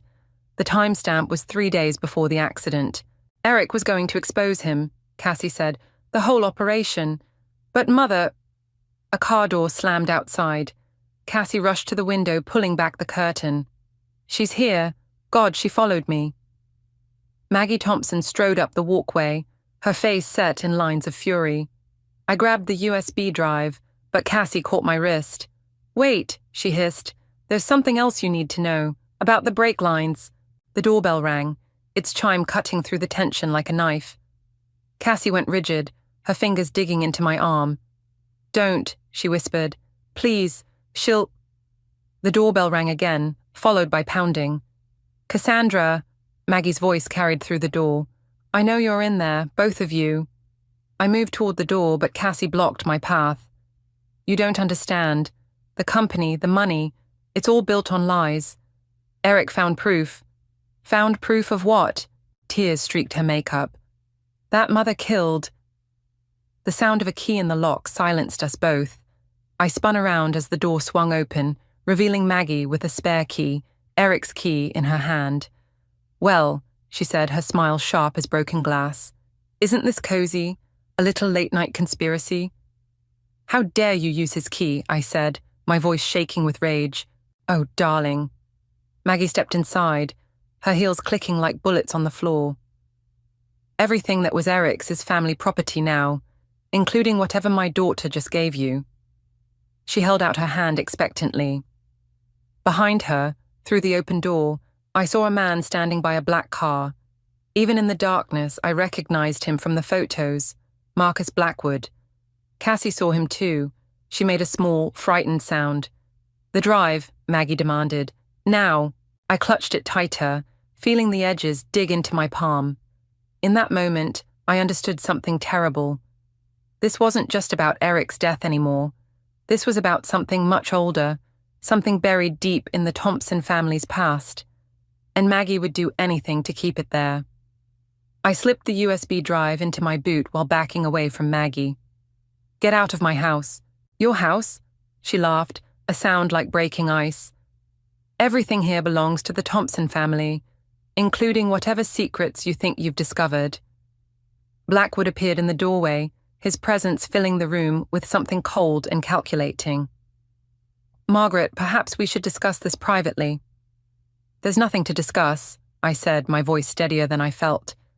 Eric left everything to me. The house, the business. The business? Blackwood's smile didn't reach his eyes. My dear, you have no idea what you're involved in. Cassie moved between us, her hands trembling. Marcus, please. This isn't what Eric would have wanted. Eric, he said softly, made several unfortunate decisions near the end. Decisions that needed correction. The word hung in the air like a death sentence. I reached for my phone, but Maggie was faster. Looking for this? She held up my cell phone. You really should be more careful about leaving things lying around. A text message flashed on the screen. From Detective Morrison. My stomach lurched as Maggie read it aloud. Found something in Eric's office. Meet tomorrow, 9 a.m. How interesting. She pocketed my phone. It seems we're not the only ones asking questions. Mother, Cassie whispered, don't do this. Do what, darling? Protect our family? Maggie's voice hardened. Like I protected you after that incident with the Martinez contract. Cassie went pale. You promised never to. Promises, I cut in. Like the promise Eric made about the Blackwood deal. Something shifted in Blackwood's expression. What exactly did Eric tell you? Enough. I moved toward the kitchen, where I kept a second phone hidden in a drawer. Enough to know why he was meeting with federal investigators the week before he died. Maggie's composure cracked. You're lying. Am I? Check the USB drive. I watched their faces carefully. Oh, wait, you can't. Because I already sent copies to my lawyer. It was a bluff, but it hit home. Blackwood grabbed Maggie's arm, whispering something urgent in her ear. Penny, Cassie said suddenly, the painting in Eric's office. Did you ever look behind it? Maggie slapped her. The sound echoed through the room like a gunshot. That's enough, I snapped, but Cassie was already laughing, a high, hysterical sound. You can't keep it hidden forever, she said, touching her reddened cheek. Eric found the real ledgers. He knew what you did to Dad. The room went silent. Maggie's face drained of color. What about your father? I asked carefully. Nothing, Maggie cut in. Cassandra is confused. Marcus, perhaps you should take her home. I'm not confused. Cassie said, her voice stronger now. Tell her, Mother. Tell her how Dad really died. Blackwood moved suddenly, but I was already running for the kitchen. I heard glass breaking, Cassie screaming, Maggie shouting orders. My fingers found the spare phone just as heavy footsteps approached. I texted Detective Morrison. Thompson House, now. Murder confession incoming. The kitchen door burst open. Blackwood stood there, his expensive suit incongruous with the violence in his eyes. The ledgers, he said quietly. Where are they? Where you'll never find them. Another bluff, but I was starting to piece it together. Eric's father's accident years ago, the company's sudden success afterward, Eric's desperate investigation in his final days. From the other room, I heard Cassie's voice, raw with years of buried truth. She killed him, Penny. She killed them both. Blackwood lunged forward just as police sirens wailed in the distance. In the chaos that followed, one thought crystallized with terrible clarity. Eric hadn't just been investigating fraud. He'd been unraveling a decades-old murder, and it had cost him everything. Now I had to finish what he started, or I'd be next. Detective Morrison's office felt like a cage. I paced while she reviewed the USB files, each click of her mouse marking another second we were exposed.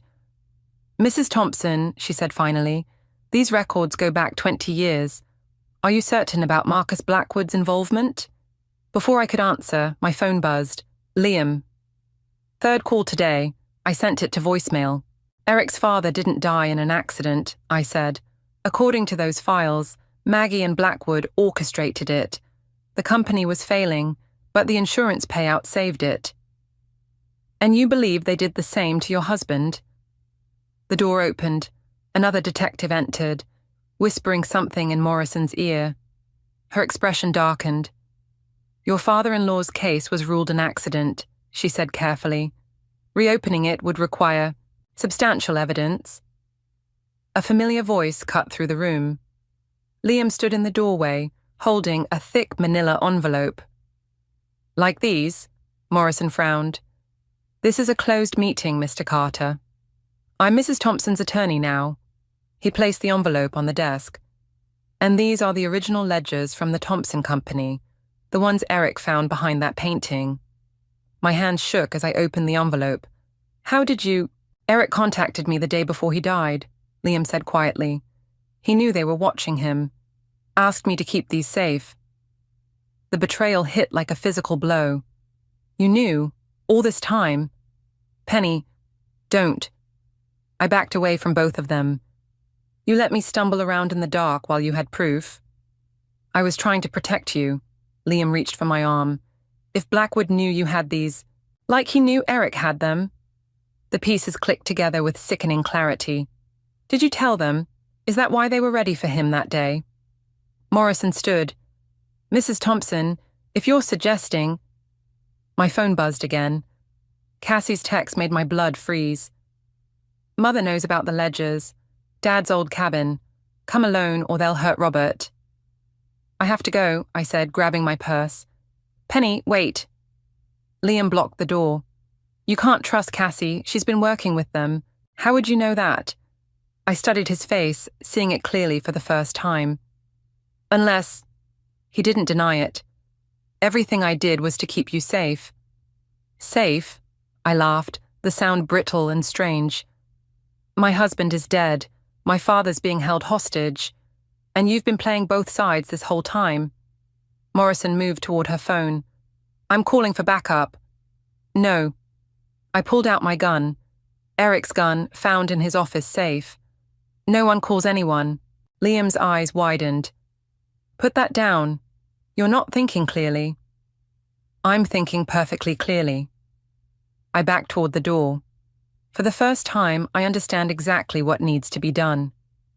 Penny, please. The ledgers stay here, I told Morrison. Evidence for both murders. But I'm going to that cabin. It's a trap, Liam said softly. Of course it is. I kept the gun steady. But unlike you, I don't abandon family. I left them there, Morrison reaching for her radio, Liam calling my name. The drive to the cabin stretched before me, dark and winding, like the path that had led to this moment. Eric had died trying to expose the truth. Now his mother was threatening my father, using him as bait, and Liam, the one person I thought I could trust, had been manipulating everything from the start. The gun felt heavy in my purse. I'd never fired one before, but as I drove toward the mountains, I realized something that should have terrified me, but instead brought a strange calm.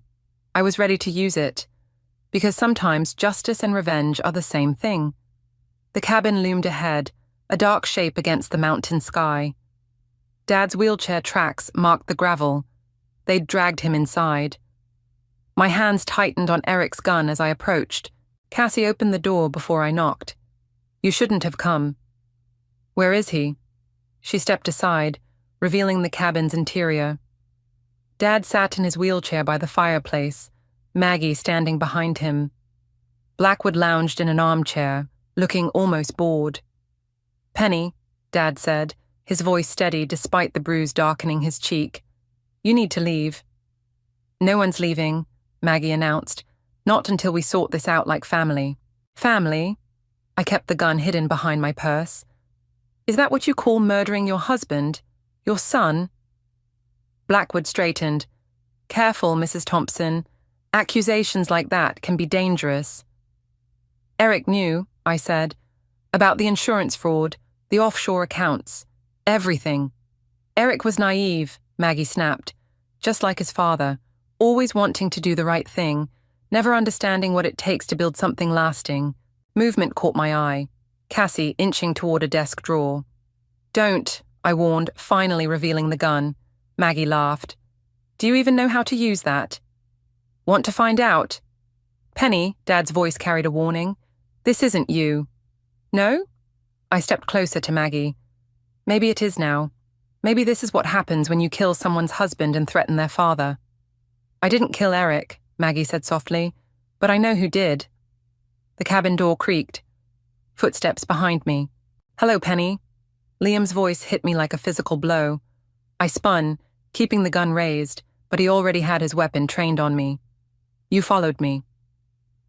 "I've been following you since Eric died," he said, "making sure you didn't get too close to the truth." "The truth?" My laugh sounded hysterical even to my own ears. "That you're working with them?" "Working with them?" Liam shook his head. "Penny, I own them. Who do you think Marcus Blackwood really works for?" The room tilted. Memories flashed. Liam's convenient appearances, his careful guidance of my investigation, always steering me toward Maggie and away from... "The rival business," I whispered. "It was you all along." "Eric found out," Cassie said quietly. "That's why he contacted the FBI, but Liam got to him first." "Shut up," Maggie hissed. "No, Mother, I'm done lying." Cassie moved toward me. "Eric was trying to protect us all. From him." Liam's smile turned cruel. "And now history repeats itself. Another Thompson making the same mistake." "The ledgers," I said. "Detective Morrison has them." "Detective Morrison works for me." He stepped closer. "Everything works for me, Penny. That's what Eric never understood. That's what got him killed." Dad's wheelchair squeaked as he tried to move. Blackwood pressed him back. "You loved me," I said, gun shaking. "All those years pretending to be my friend. I did love you, still do." Liam's expression softened. "That's why I'm giving you a choice. Put down the gun, sign over the company, walk away with your father, and live. Or join Eric." His weapon didn't waver. "Your choice." Time seemed to freeze. Dad's eyes met mine, filled with a lifetime of lessons about right and wrong. Cassie stood trembling, her loyalty finally clear, but too late. Maggie watched with the desperate look of someone seeing their carefully built world crumble. And Liam, the man I'd trusted, who'd held me while I cried over Eric's death, waited for my surrender. I lowered the gun slowly. "Smart girl," he said. Then everything happened at once. Dad threw himself forward, wheelchair crashing into Blackwood. Cassie screamed. A shot rang out, and I realized that sometimes the only way to end a nightmare is to wake up shooting. The gunshot echoed through the cabin. Liam staggered back, red blooming across his shoulder. My aim wasn't perfect, but it was enough. Dad's wheelchair had knocked Blackwood off balance, giving me the split second I needed. "You stupid girl," Liam snarled, raising his weapon again. Cassie tackled him from behind. They crashed into the desk, sending papers flying. His gun skittered across the floor. "The FBI is already coming," I said, keeping my weapon trained on him. "The real FBI, not your corrupt agents." Liam laughed through gritted teeth. "You're bluffing. Eric wasn't just gathering evidence against you." I moved closer, finger steady on the trigger. "He was building a network, people ready to act if anything happened to him." "Penny," Maggie's voice shook, "he'll kill us all, like you killed your husband." I didn't take my eyes off Liam. "Or did you just watch while he did it?" "Mother didn't know," Cassie said, backing away from Liam. "Not about Dad. Not about Eric." Liam threatened to expose her fraud if she didn't help him take over the company. Blackwood lunged for Liam's fallen gun. Dad's cane cracked across his wrist. "Stay down," Dad ordered, his teacher's voice cutting through the chaos. "Both of you." Sirens wailed in the distance. Liam's face twisted into something inhuman. "You have no idea what you've done," he spat. "The people I work for will abandon you," I finished, "just like you abandoned Eric when he begged for his life." His eyes widened. "How did you—" "The cabin has security cameras." I nodded toward the corner. "Eric installed them after someone broke in last year. They've been recording everything."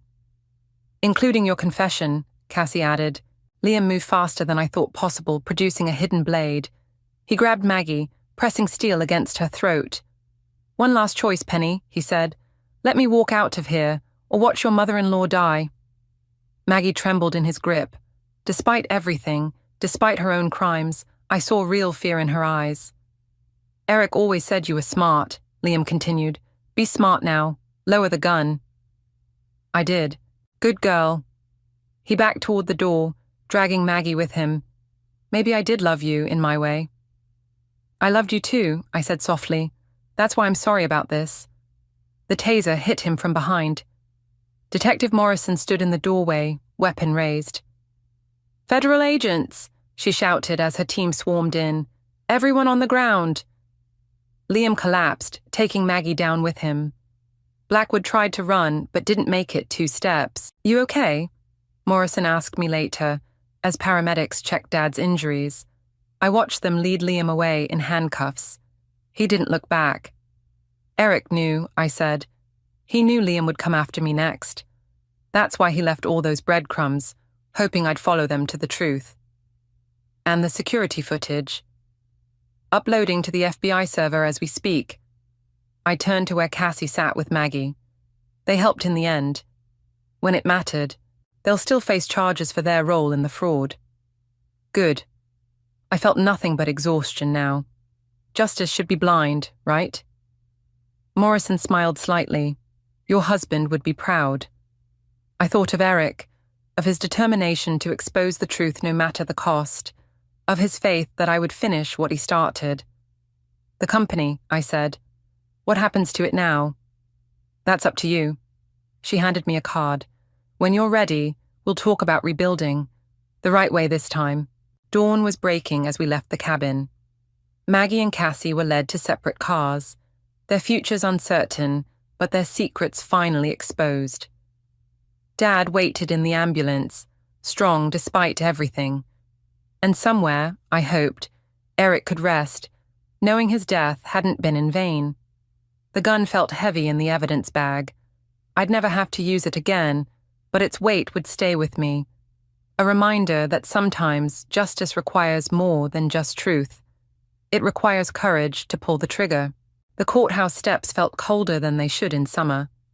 I watched Liam being led away in chains, his expensive suit replaced by prison orange. He didn't look back this time either. 10 to 20 years, Morrison said, joining me. Plus, whatever they add for Eric's murder once the forensics come back. I nodded, thinking of the security footage that sealed his fate. "And Maggie?" 5 years, reduced for cooperation. Cassie gets probation. Morrison studied my face. You okay with that? Eric would be. I turned away from Liam's retreating figure. He always said Cassie was just trying to survive their mother. Inside the building, Dad waited with the company paperwork. The restructuring had been his idea, turning the Thompson business into a foundation for supporting whistleblowers and fraud victims. Ready? He asked as I approached. Almost. I walked past him to where Cassie sat alone on a bench, her designer clothes replaced by something simpler, more honest. She looked up as I stopped before her. I never thanked you for the cabin. You chose the right side in the end. Did I? She twisted her hands together. Sometimes I think if I'd been braver sooner, Eric might still be alive. We all think that. I sat beside her, but Eric left us a way to make it right. I handed her the foundation paperwork. Her eyes widened as she read. Co-director? She shook her head. Penny, I can't. Eric believed in second chances, in rebuilding things the right way. I stood. Don't prove him wrong. Dad smiled as I rejoined him. That was good of you. That was justice. I signed the final papers, feeling the weight of the past months lift slightly. Different from revenge, like you always said. The elevator dinged. Maggie emerged between two officers, headed for processing. Our eyes met briefly. She looked smaller somehow, stripped of her manipulations and masks. I loved him, she said as they led her past. In my way. I know. I watched her go. That's what makes it tragic. Outside again, Morrison handed me one last item. Eric's phone, finally released from evidence. There's a video, she said quietly, from the night before he died. You should watch it. Later, in Eric's office, my office now, I pressed play. His face filled the screen, tired but determined. Penny, if you're seeing this, I failed. But I knew you'd finish it. You're stronger than all of them. Stronger than me. He paused, smiling that crooked smile I missed so much. The company was never about money. It was about helping people, making things better. I know you'll do that. And Penny? Don't let what they did make you hard. Don't let my death become your prison. The screen went dark. Through the window, I could see the city stretching out, full of possibilities and pitfalls. The Foundation's first meeting was tomorrow. Cassie would be there, bringing her knowledge of the dark side of business. Dad would watch proudly as we built something new from the ashes of betrayal. My phone buzzed. A text from Morrison. They'd found more of Liam's victims, other companies he'd infiltrated and destroyed. The Foundation would help them too. I placed Eric's phone in the desk drawer, next to the gun I'd never fired again after that night. Both reminders, but of different choices. The office door opened. Dad rolled in with takeout bags. Thought you might be hungry. Always taking care of me. That's what family does. He set out the food. The real kind, not the kind that demands loyalty through fear. I joined him, thinking of Eric's words. Don't let my death become your prison. You know what else family does? I asked, grabbing a container. They build things together. Outside, the sun set on the Thompson building, its shadow stretching long across the city. Tomorrow, those shadows would begin to shrink, making way for something brighter, something better, just like Eric always wanted. The calculator display blinked at me like a digital heartbeat, $799. Who pays that much for a calculator? I tapped the sleek metal case, wondering if it was made of pure silver or just pretension. The TI Advanced does everything except your taxes, a warm voice said behind me. Though I bet you could program it to try.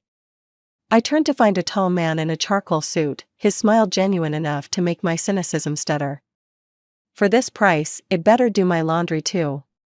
I'm Ryan, he said, picking up the calculator. And I'd say this is more of a third-date purchase. You know, after you're sure they're worth the investment. Peyton, I replied, watching him examine the ridiculous price tag. And I prefer to audit my relationships before making any major acquisitions. His laugh echoed through the electronics store, drawing curious glances. An auditor? That explains the calculator's shopping. Though I have to say, most auditors I've met don't have such a sharp sense of humor. Most production directors I've met don't hang out in calculator aisles hitting on women. I raised an eyebrow, noting his company ID badge. Guilty as charged. He set the calculator down. Bennett Electronics. Family business. Though right now, I'd rather talk about coffee than spreadsheets. I should have said no. My last relationship ended in a spreadsheet, specifically, a detailed accounting of his infidelities that I'd compiled over 3 months. But something in Ryan's eyes made me pause, made me wonder if maybe some risks were worth taking. Coffee sounds good, I heard myself say. But I should warn you, I notice everything. Perfect. He gestured toward the store exit. Because I have nothing to hide. 2 hours later, sitting in a corner cafe, I realized how dangerous those words were.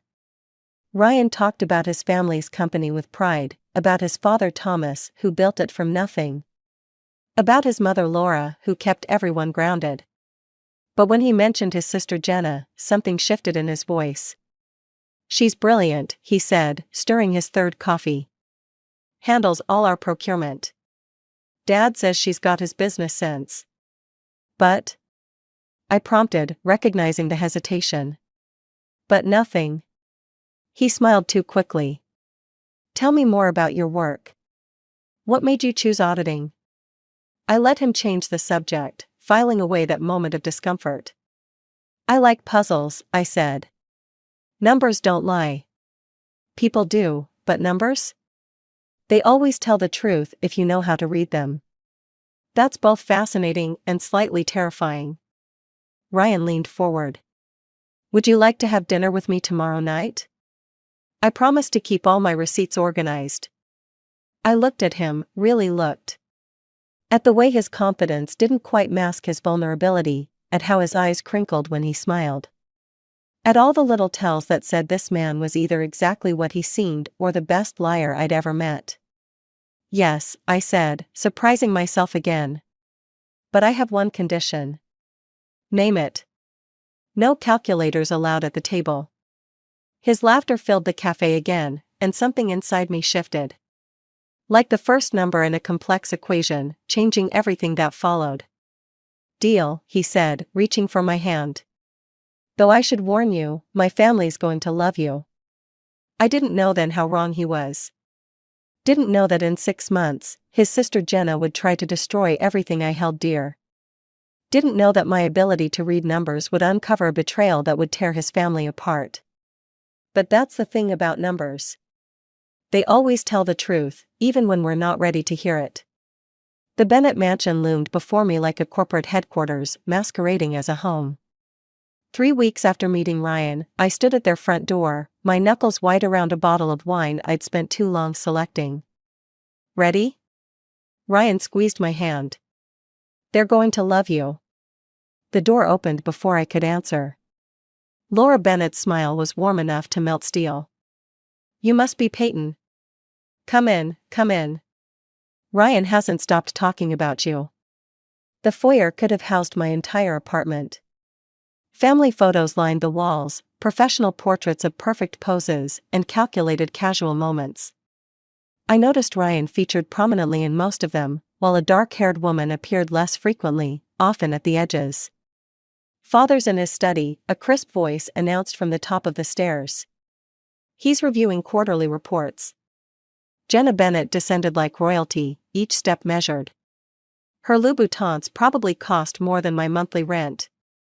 I'm Jenna, she said, extending a manicured hand. Ryan's sister. I handle procurement for Bennett Electronics. Procurement?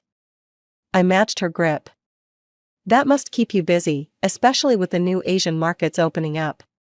Something flickered in her eyes. You follow our business dealings? I follow numbers. They tell interesting stories. Jenna, Ryan cut in, Peyton's one of the top forensic auditors at Morrison & Klein. How fascinating. Jenna's smile didn't reach her eyes. Though I hope you're not planning to audit us. Family businesses can be complicated. Thomas Bennett's entrance saved me from responding.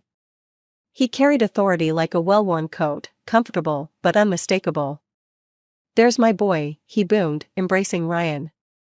Then he turned to me, his handshake firm. "So you're the calculator girl." Dinner was a masterclass in subtle warfare. Laura's attempts at warmth competed with Jenna's Arctic precision. Every question felt like a test. "And your family, Peyton?" Thomas asked between bites of perfectly cooked salmon. "What do they do?" "It's just me," I said. "My parents died in a car accident when I was 12. My grandmother raised me until college." "How awful," Jenna murmured. "That must be why you're so detail-oriented. Trying to control what you can."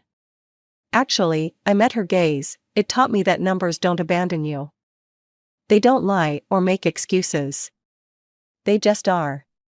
Speaking of numbers, Thomas leaned forward. "What do you make of the market volatility lately?" "Our Asian expansion has been interesting, Father," Ryan warned, but I was already answering. "The numbers suggest someone's taking advantage of currency fluctuations. Your procurement department must be working overtime to manage the risk." Jenna's fork clattered against her plate. "More wine?" She stood abruptly, reaching for the bottle. "Allow me," Ryan offered, but she'd already moved, her arm brushing mine. Red wine splashed across my white blouse. "Oh, I'm so sorry." Jenna's concern was perfect theater. "How clumsy of me." "Here, let me help." "It's fine." I dabbed at the stain with my napkin, noting how the wine spread like blood across fabric. "Nothing I can't handle." Laura hustled me to the powder room, armed with club soda and apologies. Through the door, I heard raised voices. "Really, Jenna?" Ryan's anger was clear. "It was an accident," Jenna snapped.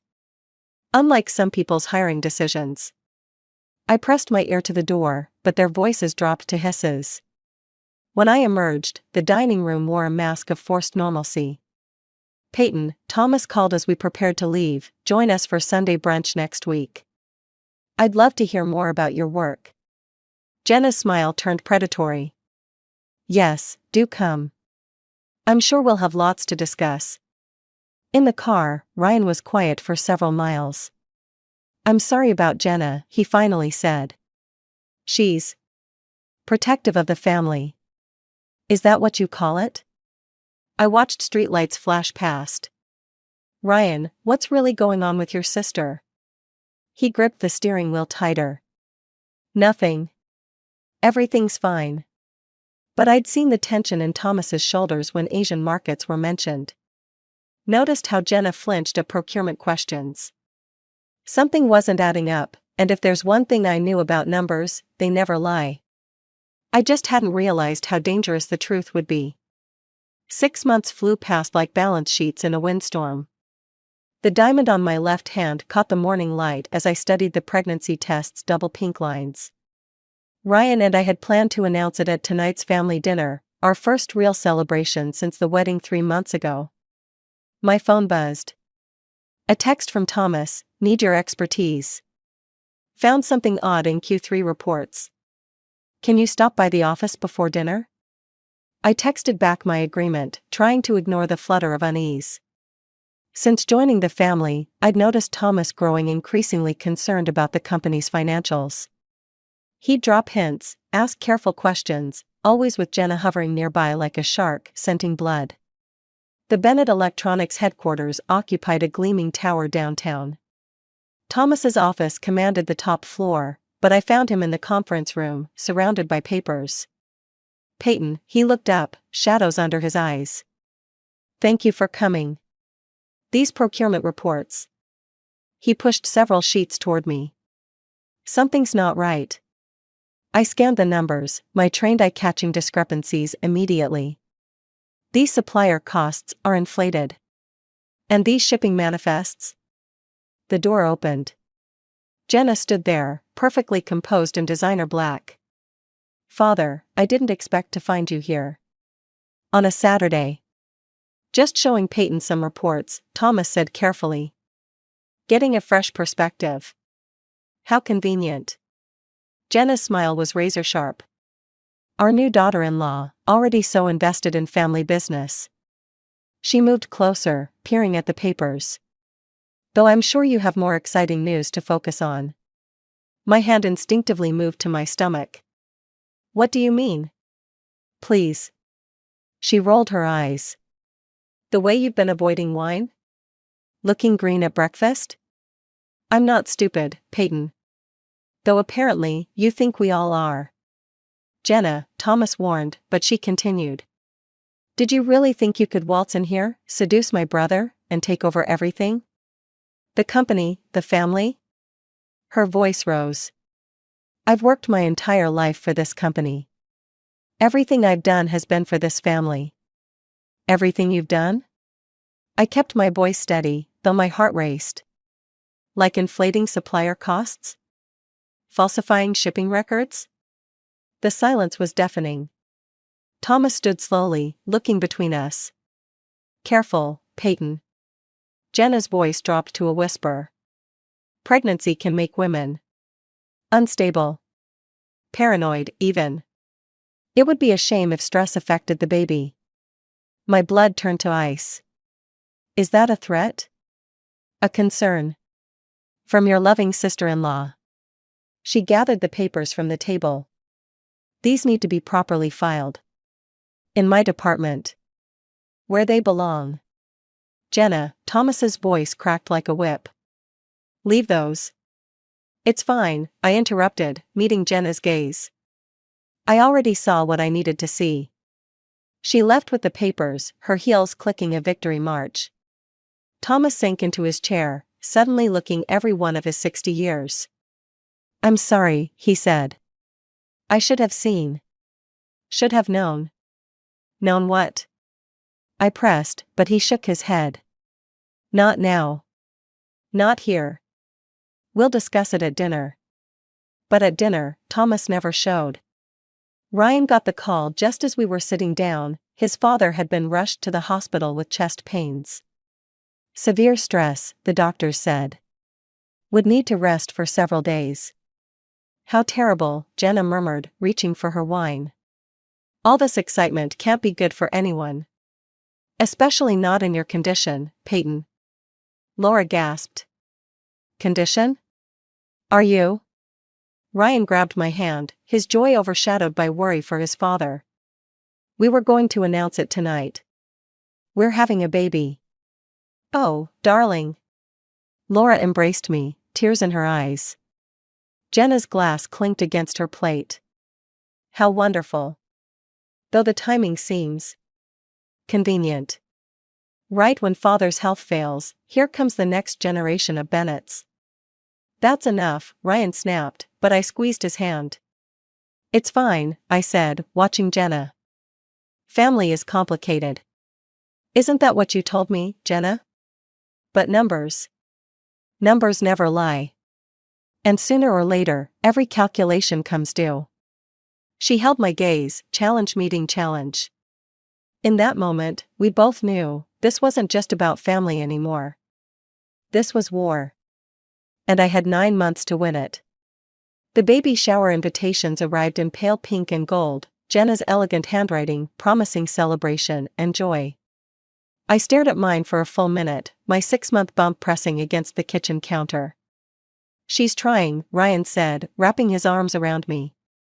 Mom says she's been planning this for weeks. That's what worries me. I traced the embossed letters. Since Thomas's heart attack, Jenna had been suspiciously accommodating, all while procurement records kept disappearing from the company servers. The Bennett mansion's grand room sparkled with expensive decorations when we arrived. Jenna floated between guests in a designer dress that probably cost more than my car. Peyton, darling. She air-kissed my cheek. You're absolutely glowing. Though you look tired. Running reports must be exhausting in your condition. Before I could respond, Laura appeared with a tray of mocktails. Let's start with the gifts.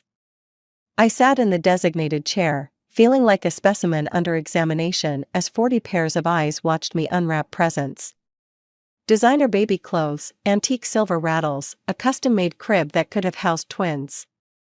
Open mine next. Jenna handed me a small box, her smile too bright. Inside lay a vintage pearl necklace I recognized from the family photos. Thomas had given it to Laura when Ryan was born. Mother's pearls, Jenna announced to the room. A family tradition, passed down to welcome new Bennett mothers. Her voice carried perfectly. Though they seemed to have gone missing from the safe last month. How fortunate I found them in time. The room went silent. Laura's hand flew to her throat.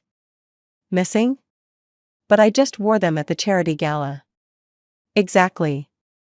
Jenna's eyes locked onto mine. Imagine my surprise when I discovered them in the guest room. The one Peyton uses when she works late at the house. My fingers went numb. What are you implying? Nothing, dear sister. I'm sure there's a perfectly reasonable explanation for how Mother's irreplaceable pearls ended up among your things. I started, but Jenna was already addressing the crowd. It's probably pregnancy brain. So forgetful, these days. Though it does make one wonder about those missing procurement files. Enough. Ryan stood. Jenna, this is ridiculous. Is it? She pulled out her phone. Because I have security footage of someone accessing the company servers after hours. Someone with your wife's access code. The room spun. I recognized her trap too late. She'd been planning this for months, laying groundwork, planting evidence. I can explain, I said, but guests were already whispering, gathering their bags. Of course you can, Jenna soothed. Just like you can explain the unauthorized transfers from our Asian accounts? The one's father was investigating before his unfortunate health issues? Laura burst into tears. Ryan's face had gone pale. I stood, pearls clutched in my fist. You want to talk about unauthorized transfers? Let's discuss your offshore accounts, Jenna. The ones you've been funneling company money into for the past year. How dare you? She stepped closer, voice dropping. You have no proof. Don't I? I met her gaze. Thomas showed me those reports for a reason. He knew something was wrong, and now I do too. Thomas is an old man with a weak heart, she hissed. And you're a pregnant woman with questionable mental stability. Who do you think the board will believe? Stop it, both of you. Ryan moved between us. This is supposed to be a celebration. Oh, it is, Jenna smiled. It's a revelation of truth. About who really belongs in this family. I looked around the room, at Laura's tears, at the scattered gifts, at the faces of people who'd already decided my guilt. Then at Ryan, torn between wife and sister, tradition and truth. You're right, I said, placing the pearls on a side table. This is about belonging. And truth. I turned to leave, then paused. But you forgot something, Jenna. Numbers don't care about belonging. They only care about being right. Her laugh followed me out. Good luck proving anything without access to those files. She didn't know I'd already copied everything. Didn't know that while she was planning my downfall, I'd been building her coffin, nail by numerical nail. The game wasn't over. It was just getting started. 3 days after the baby shower disaster, I sat in my home office, surrounded by financial records I'd secretly copied over the past months. My laptop screen glowed with transaction logs, each number a piece of the puzzle I was assembling. The doorbell rang. Thomas Bennett stood there, looking older than his 60 years. I heard about the shower, he said, stepping inside. Jenna's always been protective of family assets. Is that what we're calling embezzlement now? I spread printouts across my dining table. Look at these transfers. Every major procurement deal in Asia has a shadow transaction. Money disappearing into accounts I can't trace. Thomas studied the papers, his hands trembling slightly. I suspected. But seeing it. There's more. I pulled up a document on my laptop. Someone's been falsifying shipping manifests. Double billing clients. The company's hemorrhaging money, but the books show profit because Jenna's cooking them. He sank into a chair. My own daughter. The front door opened. Ryan walked in, freezing at the sight of us. Father? What's going on? Show him, Thomas said quietly. I turned the laptop toward Ryan. Your sister's been stealing from the company. Millions, Ryan. And she's using my access codes to cover her tracks. Ryan's face went through a cascade of emotions: denial, anger, realization. The pearls. The accusations. She was setting you up? As her fall person, yes. I touched my growing belly, feeling our baby kick. If the theft was discovered, all evidence would point to me. We need to go to the police, Ryan started, but Thomas raised a hand. Not yet. This needs to be handled internally first. For the company's sake. My phone buzzed, a text from an unknown number: back off or the board learns about your unauthorized server access. How's that pregnancy stress level? I showed it to Ryan. His jaw clenched. She's threatening our baby now? He grabbed his keys. I'm ending this. Wait, but he was already gone, door slamming behind him. Thomas touched my arm. Let me talk to her first. Maybe if she knows I'm willing to forgive. Forgive? I stared at him. She's stolen millions, threatened your grandchild, and tried to destroy my reputation. This isn't about forgiveness anymore. She's still my daughter. And I'm carrying your grandchild. I gathered the papers. I won't let her hurt my family. Any of them. Including you. My phone buzzed again. Laura, emergency at the office. Come quickly. Don't tell anyone. Thomas read the message over my shoulder. It's Sunday.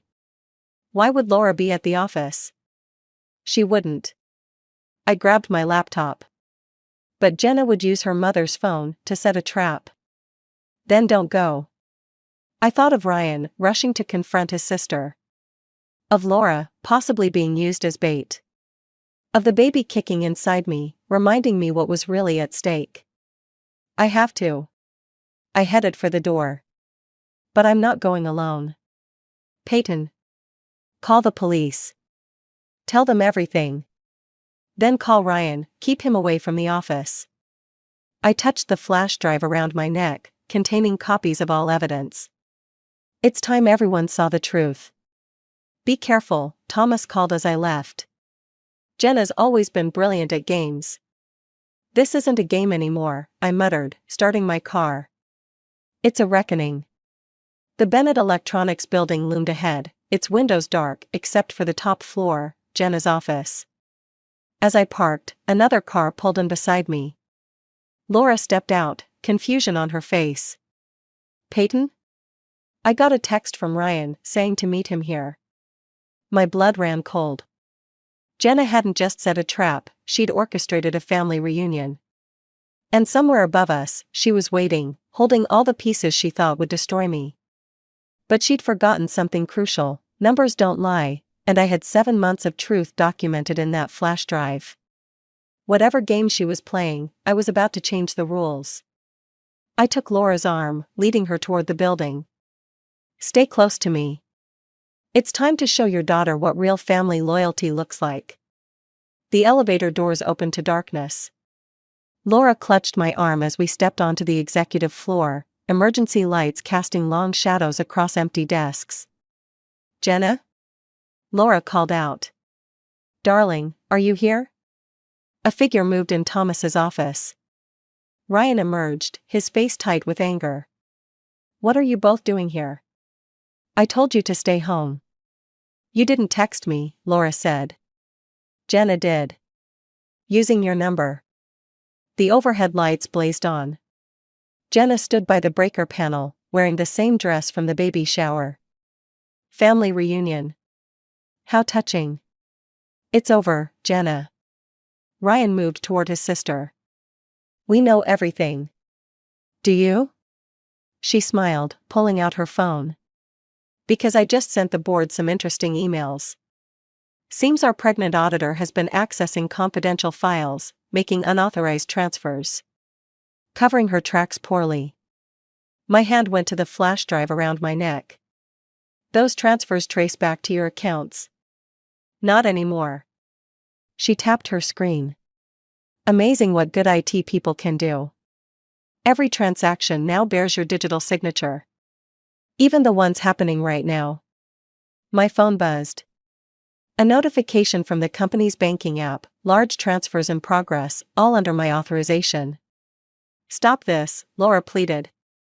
We're family. Family? Jenna's laugh was brittle. Ask father who he trusted with the company's future. Ask Ryan who got every opportunity while I worked twice as hard. Ask our new sister-in-law who father asked to investigate the books. Because you were stealing. Ryan shouted. I was taking what I deserved. She moved to her desk, pulling out a familiar leather folder. Everything I did was for this company. While you played perfect son, I kept us profitable. Made the hard choices. By committing fraud? I stepped forward, but a wave of dizziness hit me. The baby kicked hard. By surviving. Jenna opened the folder. And now you'll all understand what that means. The elevator dinged. Thomas emerged with 2 police officers. It's done, Jenna. I've told them everything. Have you? She smiled. Show them the evidence, Peyton.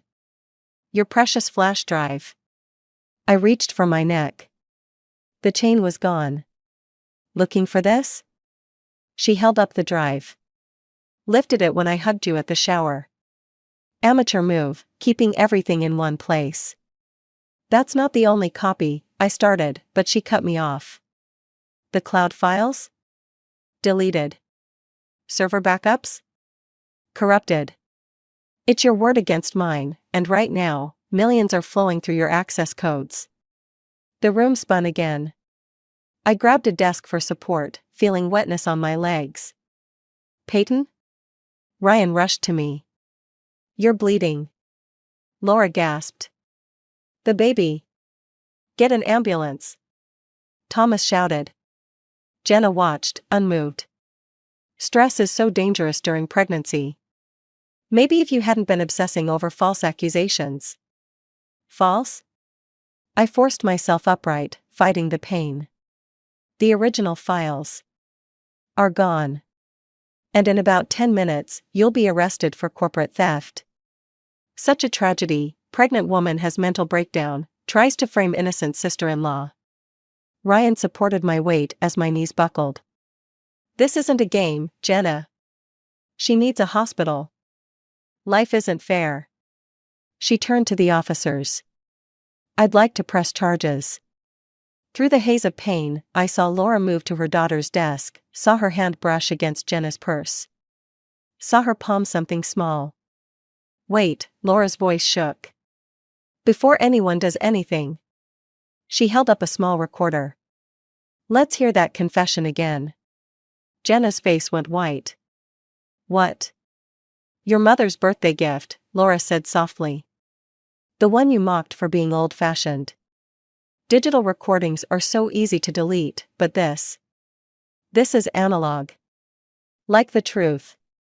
The recorder crackled to life. Everything I did was for this company. I kept us profitable. By surviving. As Jenna lunged for her mother, the officers moved in. Through the chaos, through the pain, I heard sirens approaching. But all I could think was, some numbers can't be erased. Some truths refuse to stay hidden. And some victories cost more than we're prepared to pay. The hospital room felt too small for all the tension it held. 3 days after the office confrontation, I sat propped up in bed, my baby safely stabilized, watching Jenna's arraignment on the room's small TV. Ryan gripped my hand as his sister pleaded not guilty. A knock at the door. Thomas entered, looking grave. The board's reviewing everything. The evidence on Laura's recorder. It's damning. Not damning enough, Ryan muttered. Her lawyers are already talking about mental stress, temporary insanity. That's why I'm here. Thomas placed a thick folder on my lap. These just came in from our Hong Kong office. Backdated contracts, double invoices. All with Jenna's original signatures. My hands trembled as I opened the folder. She got sloppy in the beginning. Before she learned to cover her tracks. The door burst open. Jenna strode in, followed by her lawyer and 2 police officers. Discussing company business without the head of procurement? That's against protocol. You're out on bail? Ryan stood, positioning himself between her and my bed. Money opens doors, brother dear. Speaking of money. She smiled at me. Those transfers under your access codes? Still unexplained. That's enough, Thomas started, but Jenna raised her hand.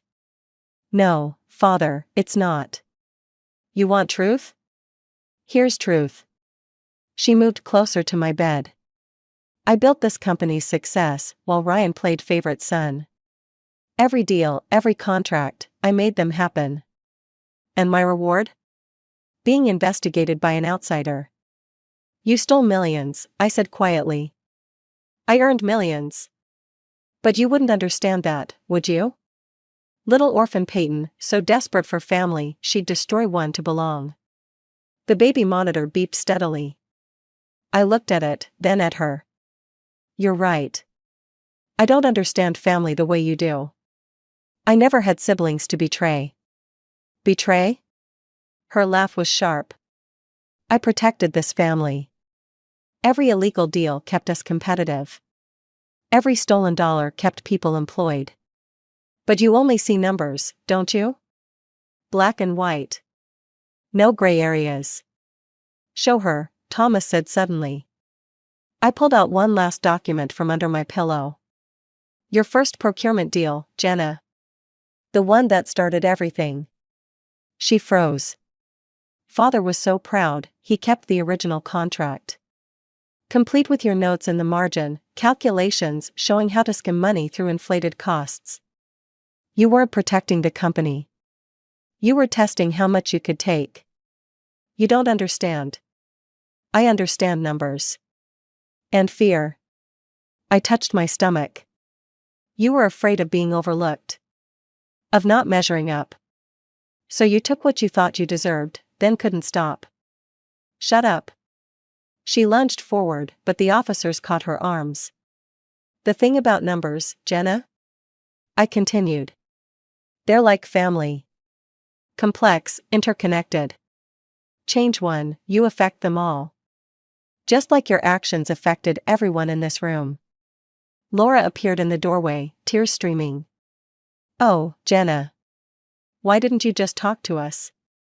Talk? Jenna struggled against the officers. Like you talked to me, mother? All those years of Ryan so successful, and why can't you be more like your brother? I never. You didn't have to. It was in every look, every silence. Well, guess what? I succeeded. I made myself indispensable. Until she came along. She glared at me. The perfect daughter-in-law. The one who could do no wrong. No, I said softly. Just the one who could read the numbers. And they told me everything you couldn't say. Thomas stepped forward. Jenna Bennett, you're formally terminated from Bennett Electronics. And? His voice cracked. You're no longer welcome in this family's home. You can't. I can. I must. He turned away. Officers, please remove my daughter. As they led her out, Jenna looked back once. In that moment, I saw not the sophisticated executive, but a little girl still trying to prove her worth. The numbers don't lie, she said quietly. But sometimes I wish they did. The door closed behind her. Ryan buried his face in my shoulder. Laura sobbed in Thomas's arms. And on the monitor, our baby's heartbeat continued its steady count. Marking time like numbers in a ledger, each beat a reminder that some calculations change us forever. The calculator sits on my desk, its display dark, the same ridiculously expensive model that brought Ryan and me together. Now it serves as a paperweight for court documents detailing Jenna's guilty plea. My daughter kicks in her carrier beside me as I review the final numbers. The restitution payments, the legal fees, the restructuring costs, they all add up to one complicated truth: some debts can never be fully repaid. A knock at my office door. Laura stands there, holding a familiar leather-bound folder. These came from Jenna's attorney. More evidence? Letters. She places them on my desk. One for each of us. She wrote them during her first month in prison. I stare at the envelopes, each name written in Jenna's precise handwriting. Have you read yours? Not yet. Laura touches her letter with trembling fingers. Some calculations I'm not ready to face. The baby fusses. I lift her, breathing in her powder-fresh scent as I rock her. Did you know she used to help me with math homework? Laura continues. Before the competition with Ryan started. Before everything became about proving herself. My letter feels heavy in my hands. Through the window, I can see the Bennett Electronics building, its windows reflecting the setting sun. Thomas and Ryan are there now, rebuilding what Jenna nearly destroyed. She asked to meet you, Laura says quietly. When you're ready. I'm not sure I'll ever be ready. Neither was I. She pulls something from her purse, the pearl necklace from the baby shower. But family ledgers are never truly closed, are they? I think of Jenna in her cell, writing letters she wasn't sure would be read. Of the little girl in those family photos, always at the edges, watching her brother shine. What do the numbers tell you now? Laura asks. I look at my daughter, at her tiny fingers curled around my thumb. That some calculations don't fit in neat columns. That balance sheets can't measure what really matters. And revenge? Feels different when you're holding something precious. I adjust the baby's blanket. Maybe that's what Jenna never had, something to protect besides her pride. Laura stands to leave, but pauses. Will you read it? I pick up Jenna's letter. Numbers don't lie, but they don't tell the whole story either. Maybe it's time I heard hers. After Laura leaves, I open the envelope. Jenna's words stare back at me. Dear Peyton. You once told me numbers don't abandon you. But people do. Or at least, that's what I always feared. Every achievement became a shield, every dollar a defense against being left behind. I thought I was protecting myself, but I was really just proving what I feared most, that I wasn't worth loving without proving my value.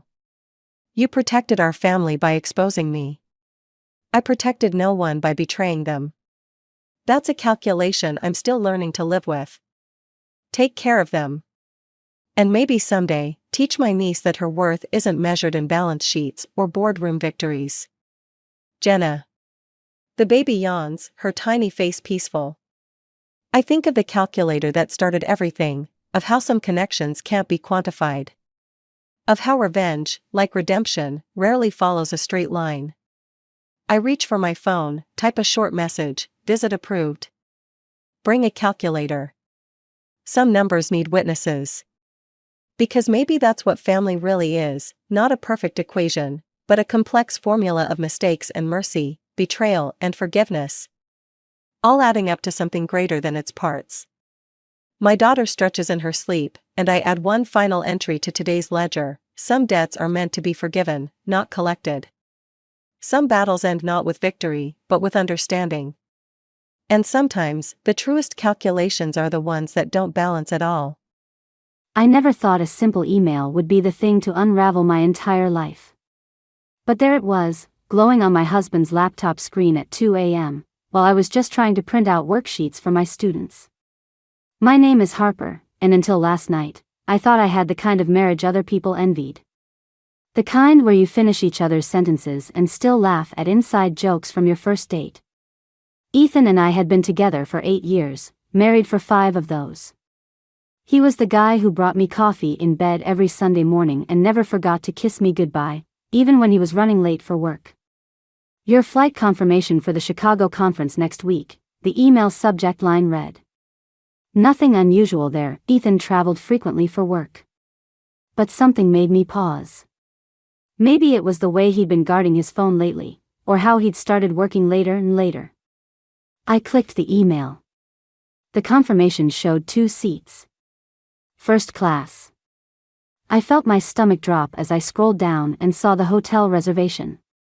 1 room, king bed, 5 nights at the Drake Hotel. The booking was under Mr. and Mrs. Ellis, but I definitely wasn't the Mrs. Ellis going to Chicago. My hands were shaking as I opened his sent folder. Dozens of emails to someone named Vanessa Reed. The most recent one made me feel like I'd been punched in the gut. Can't wait to hold you again. These stolen moments aren't enough anymore. I heard footsteps on the stairs and quickly closed the laptop. Ethan appeared in the doorway of our home office, his hair messed up from sleep. Everything okay, babe? It's late, he said, rubbing his eyes. I forced a smile. Just printing some things for tomorrow's class. My voice sounded strange, too high-pitched. Go back to bed. He nodded, stifling a yawn. Don't stay up too late. Love you.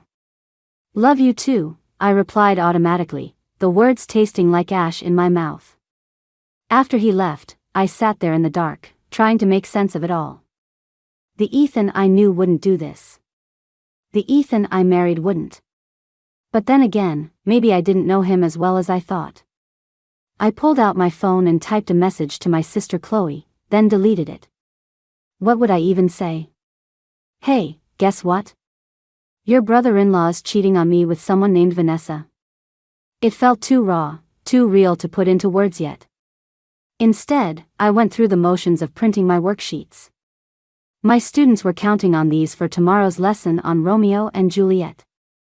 The irony wasn't lost on me, teaching teenagers about love and betrayal while my own marriage was apparently nothing but a carefully crafted lie.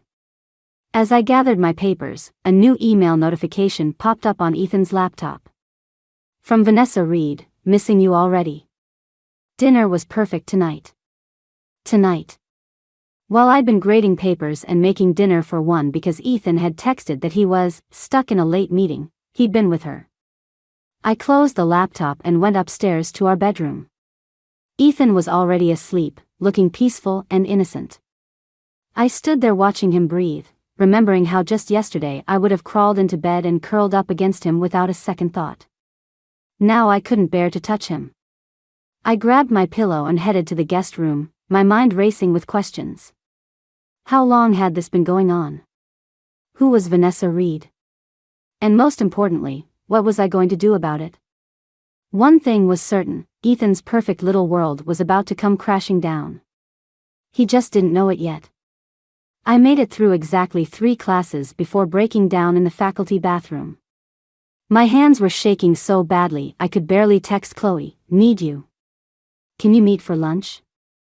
The morning had been a blur of trying to act normal while my students discussed the tragic romance of Romeo and Juliet. Every time I heard the word love, I felt like throwing up. When Lucas, my colleague who taught in the classroom next door, asked if I was okay, I barely managed a nod. Chloe was already waiting at our usual cafe when I arrived. One look at my face and she knew something was wrong.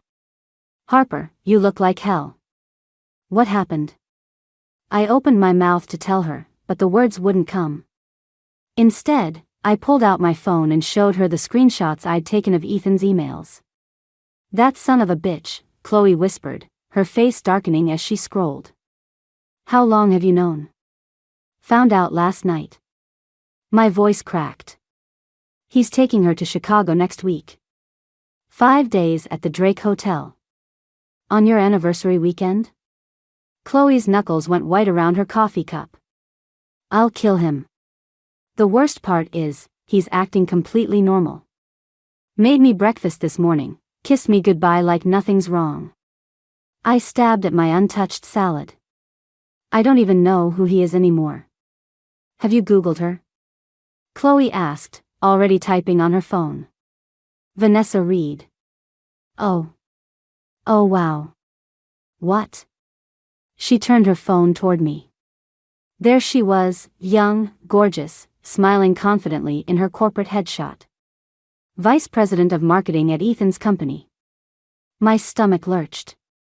She's everything I'm not, I said quietly. Stop that right now, Chloe snapped. You're smart, successful, and way too good for him. The question is, what are you going to do about it? Before I could answer, my phone buzzed. A text from Ethan, having dinner with clients tonight. Don't wait up. Chloe read the message over my shoulder and swore. Clients. Right. Want me to follow him?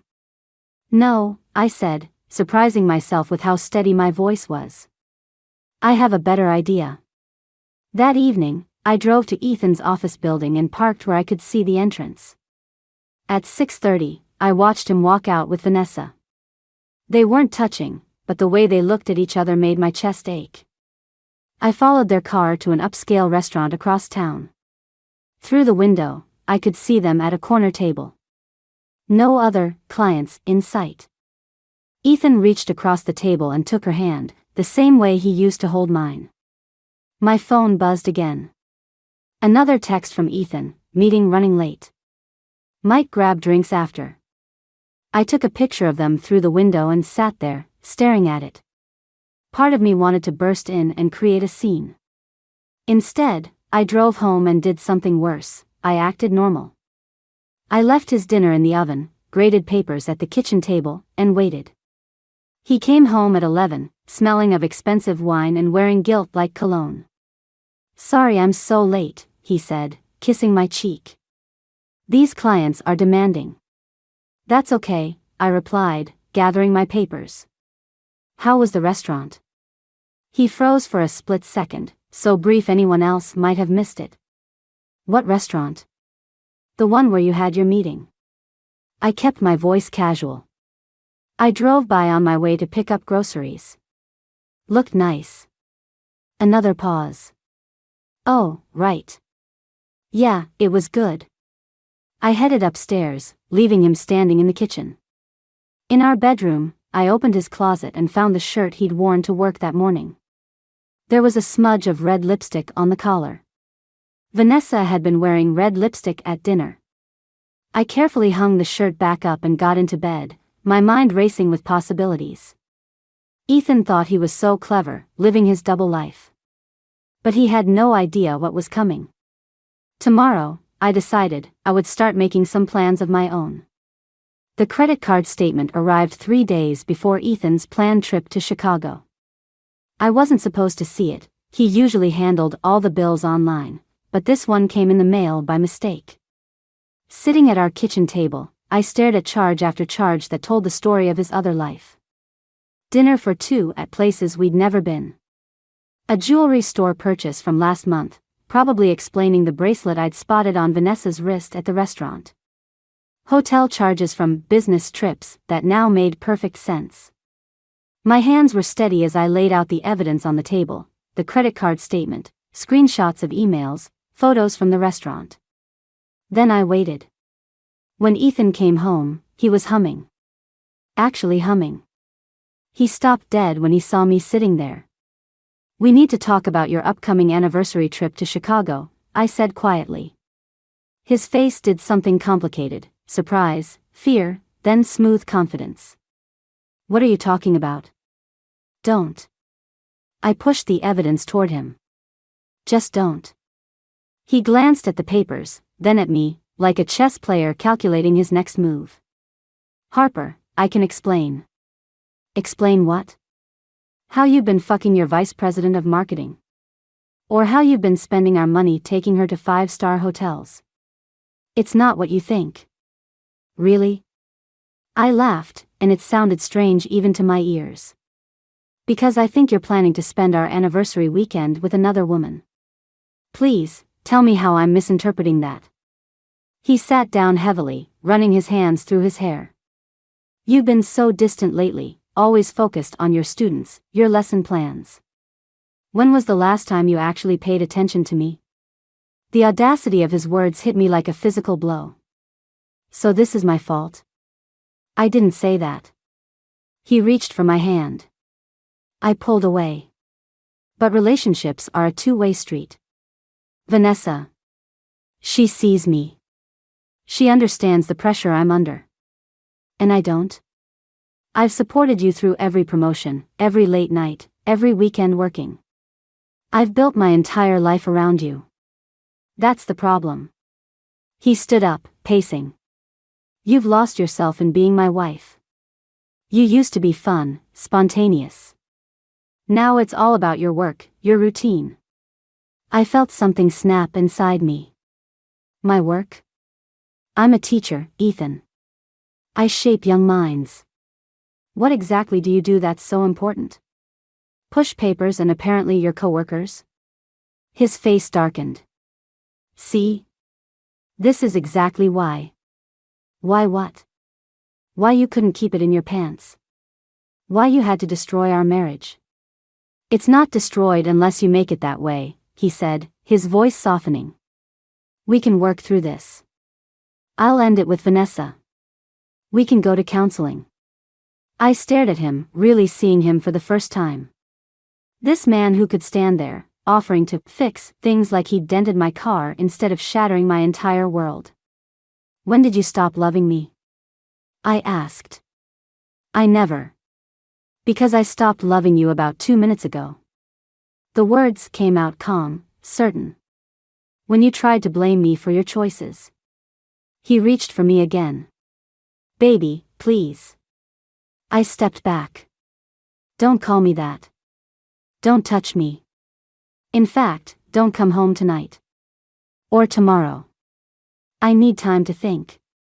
This is my house too, he protested. The house that my inheritance helped buy? The one that's in both our names? Yeah, we'll see about that. Something ugly flashed across his face. You're being hysterical. Let's talk about this when you've calmed down. I am calm, I said, and I was. Eerily calm. But you should know, I sent copies of everything to my lawyer this morning.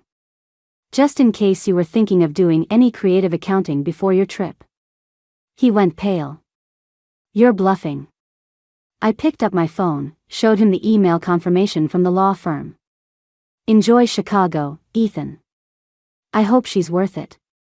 As I walked upstairs, I heard him calling after me, his voice tinged with panic. But I didn't turn around. Instead, I went to our bedroom and started packing his bags. The time for tears was over. Now it was time for war. The 2 pink lines on the pregnancy test felt like a cosmic joke.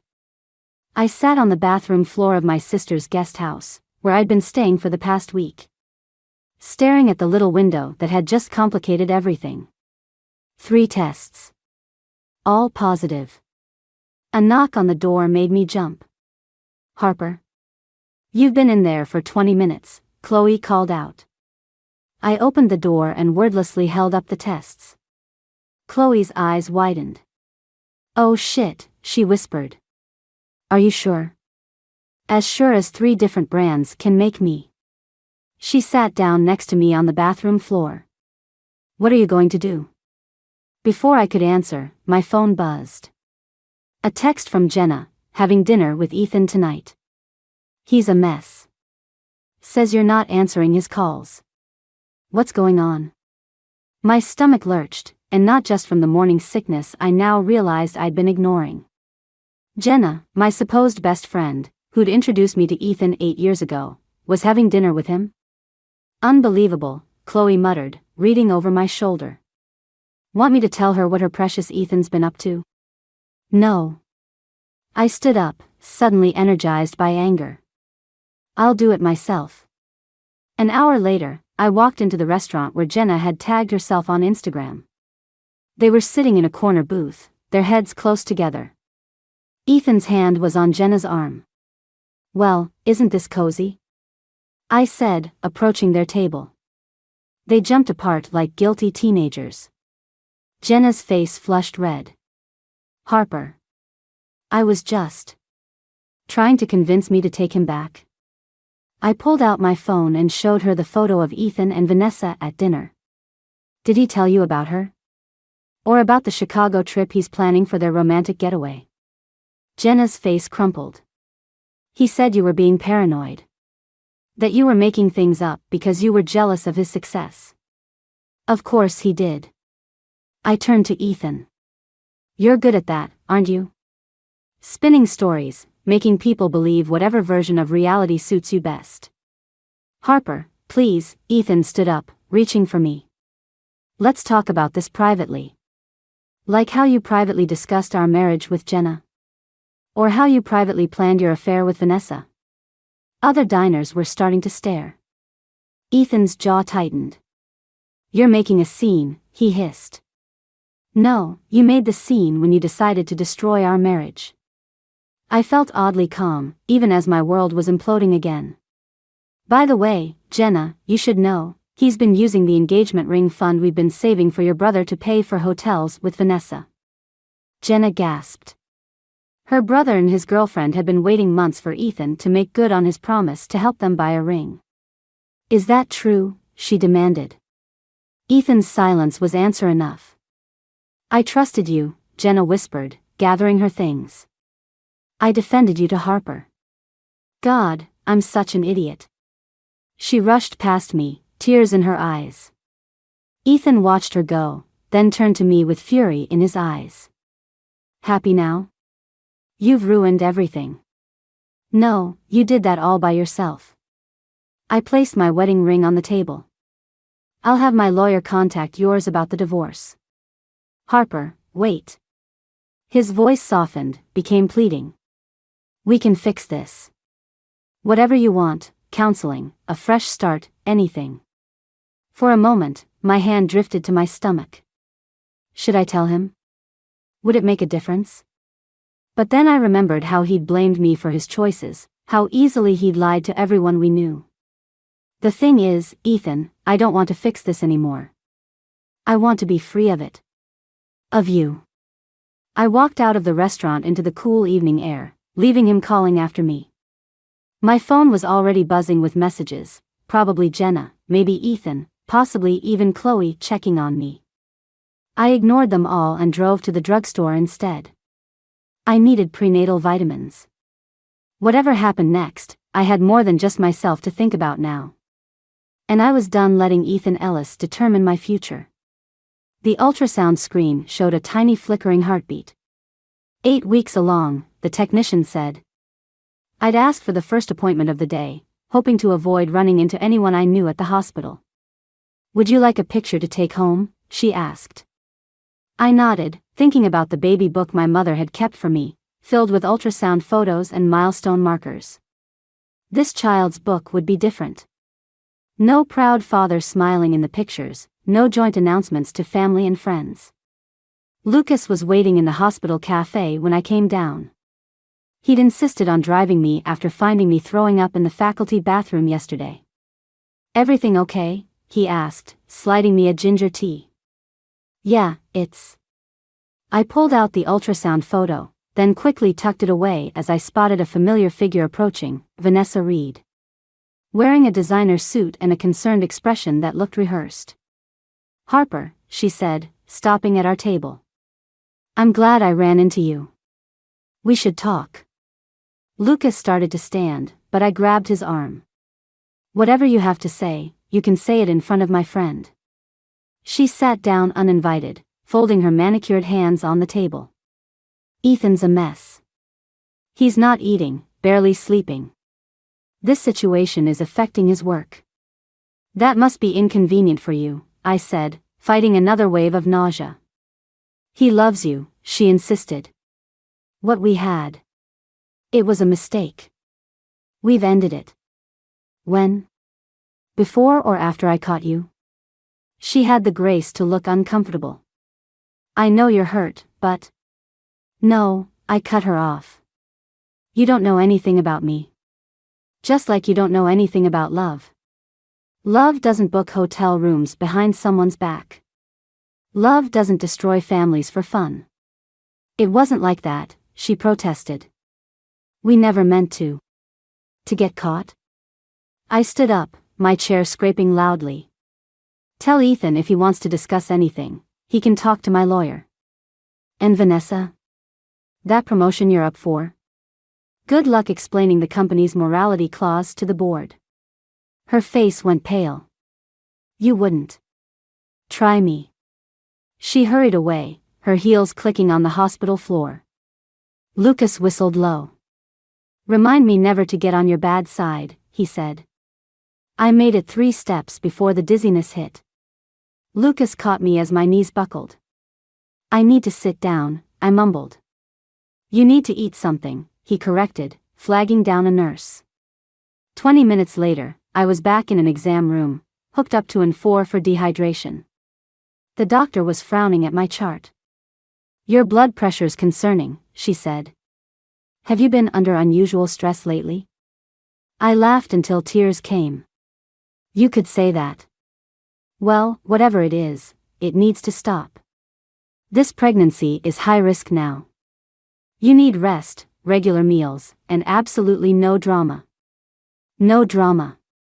Right.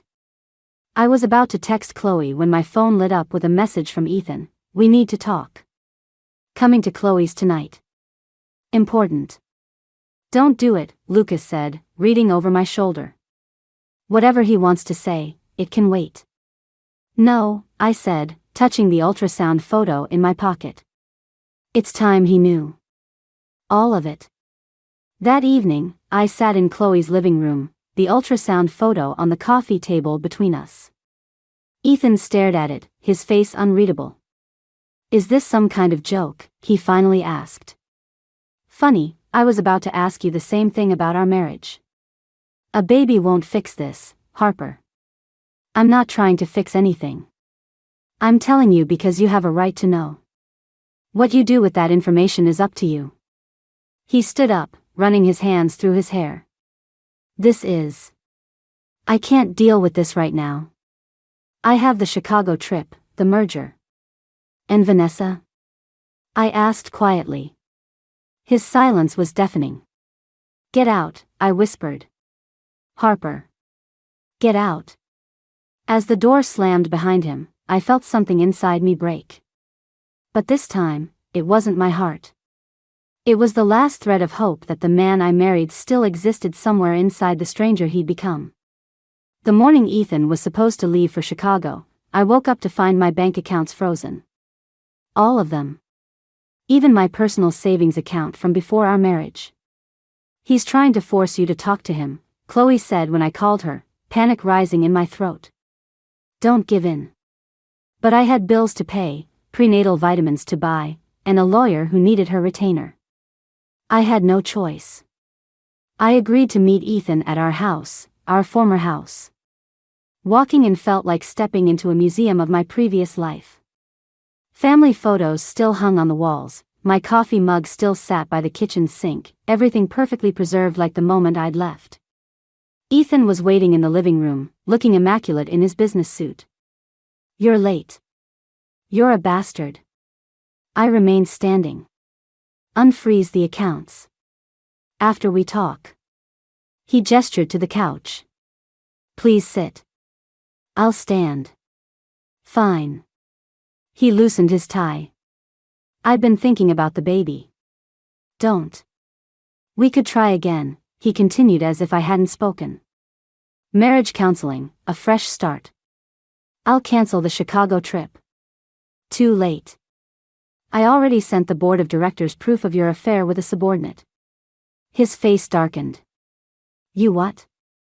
They're reviewing it this morning. Probably why your phone's been buzzing for the last 5 minutes. He grabbed his phone, color draining from his face as he read the messages. Do you have any idea what you've done? Exactly what you taught me to do, protect myself. By destroying my career? He stood up, hands clenched. I built that company from nothing. And I built a life with you from nothing. Guess we're both losing things we care about. His laugh was ugly. You think you're so clever? You have no idea what I'm capable of. Actually, I do. I pulled out my phone, showed him the screen. I'm recording this conversation. Every threat, every attempt at manipulation. My lawyer's going to love it. Your lawyer can't help you if you can't pay her. He stepped closer. How long can you last without access to your money, Harper? A week? A month? How long can you last without your reputation? I countered.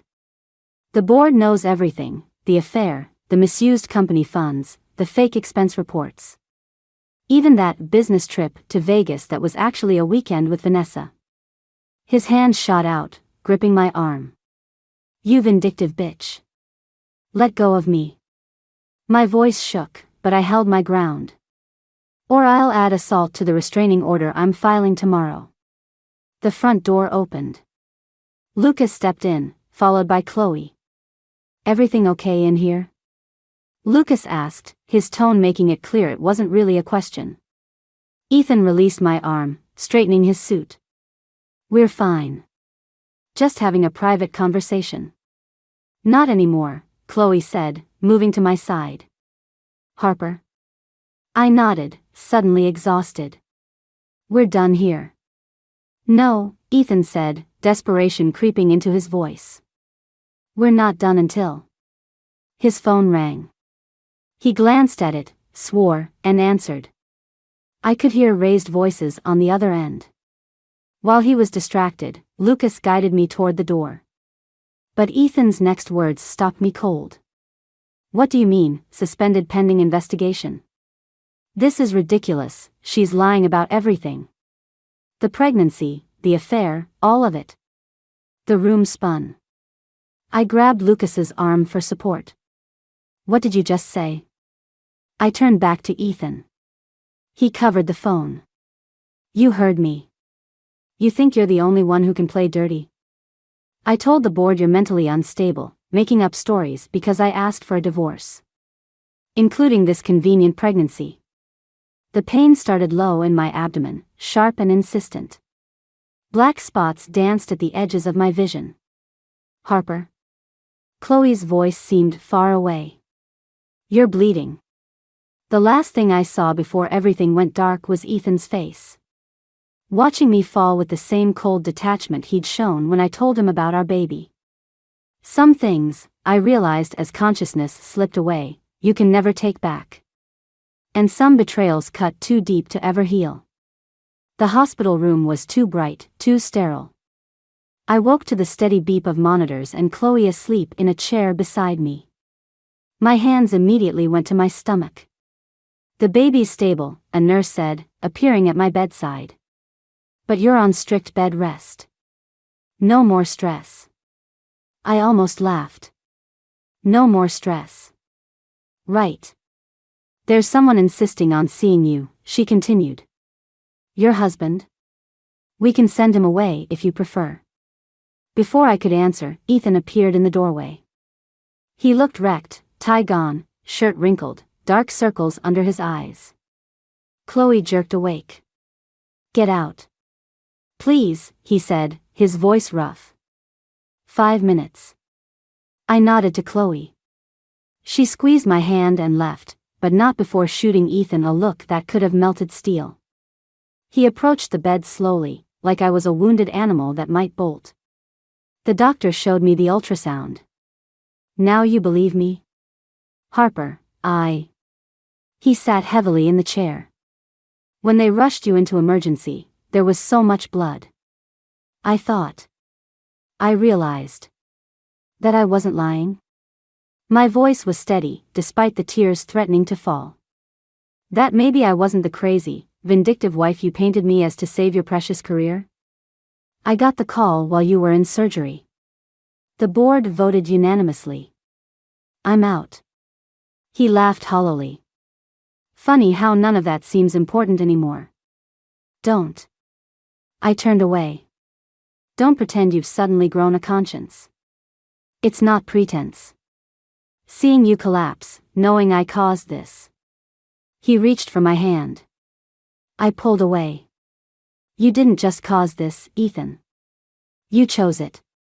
Every lie, every night with her, every attempt to destroy me, those were choices. I know. And I'm sorry. Please, let me try to make it right. For you, for the baby. There is no more us, I cut him off. The man I married died the moment he chose another woman over his family. Harper. But you want to make it right? Fine. Here's how: sign the divorce papers. Release the accounts. Walk away. And the baby? We'll know they have a mother who loved them enough to demand better than a father who only showed up when he had nothing left to lose. His face crumpled. For a moment, I saw a glimpse of the man I'd fallen in love with, vulnerable, real. But then I remembered how easily he'd worn other masks before. I do love you, he whispered. No, you love the idea of me. The wife who made you look good, who supported your dreams while setting aside her own. But that woman's gone. The monitor's beeping increased. A nurse appeared, frowning at my vitals. I think it's time for you to leave, she told Ethan. He stood, straightening his shoulders. The accounts will be unfrozen by morning. I'll have my lawyer send over the signed papers. Goodbye, Ethan. He paused at the door. For what it's worth, I really am sorry. I know, I said quietly. But sorry doesn't fix what's broken. After he left, Chloe and Lucas came back in. Lucas handed me a chocolate bar, my favorite kind. You okay? He asked. I touched my stomach, feeling the smallest flutter of movement. No. But I will be. The board called, Chloe said. They want to talk to you about Ethan's replacement. Apparently, they're impressed with how you handled everything. I don't want anything to do with that company. Maybe not, she smiled. But they're offering a pretty generous settlement to keep it that way. I closed my eyes, suddenly exhausted. The past weeks felt like a lifetime, each betrayal and confrontation leaving its mark. But for the first time, I could see beyond the pain, beyond the revenge. Sometimes winning isn't about destroying your opponent. Sometimes it's about finding the strength to walk away and build something new from the ashes of what was lost. 6 months later, I stood in my new apartment, watching the sunset through floor-to-ceiling windows. My baby girl kicked inside me, strong and steady, like she was reminding me we'd made it. The divorce papers had come through last week. Ethan signed everything without argument, including the generous settlement and support agreement. I heard through Jenna that he'd moved to Seattle for a fresh start. Vanessa had apparently moved to London. Good riddance to both of them. Earth to Harper, Chloe called from the kitchen. These boxes won't unpack themselves. I was sorting through the last box when I found it, my old wedding album. I'd forgotten I'd packed it. Want me to throw it out? Chloe asked, watching me carefully. No, I said, surprising myself. It's part of the story I'll tell her someday. About how her mom found her strength. The doorbell rang.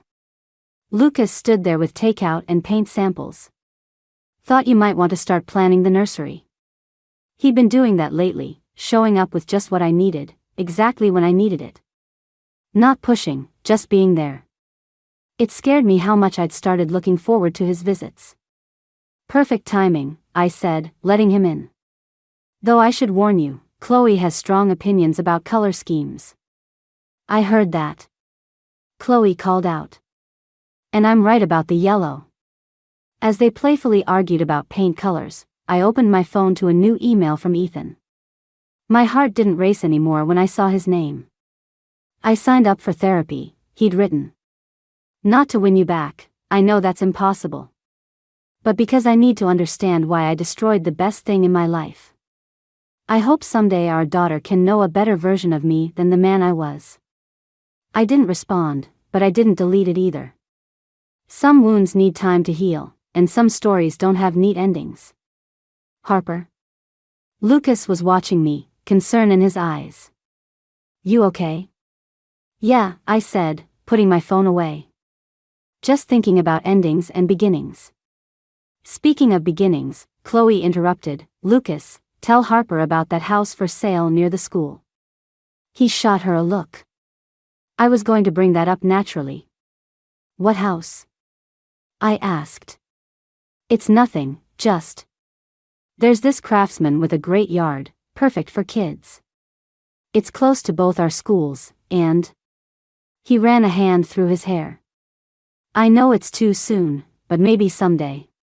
The old me would have panicked at the hint of future possibilities. But I wasn't that person anymore. Tell me about the house, I said. Later that night, after they'd left, I sat in what would be the nursery, surrounded by paint samples and half-unpacked boxes.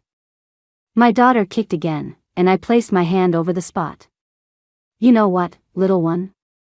Sometimes the happy ending isn't the one you planned. Sometimes it's better. I picked up my phone and typed a final email to Ethan. I hope you find what you're looking for. She deserves to know both her parents found peace. Then I picked up my phone again and texted Lucas, about that house. When can we see it? The future stretched out before me, not perfect but full of possibility. I thought about the woman I'd been 6 months ago, desperately trying to hold on to a life that was already gone. I wished I could tell her that losing everything would lead to finding herself. But maybe that's the thing about rock bottom, you can't see the way out until you start climbing. And sometimes, just sometimes, what you build from the ruins turns out to be stronger than what fell apart. I looked at the paint samples scattered across the floor, each color representing a different possible future. Tomorrow, I'd start painting. Tonight, I'd just breathe, grateful for endings that make way for new beginnings.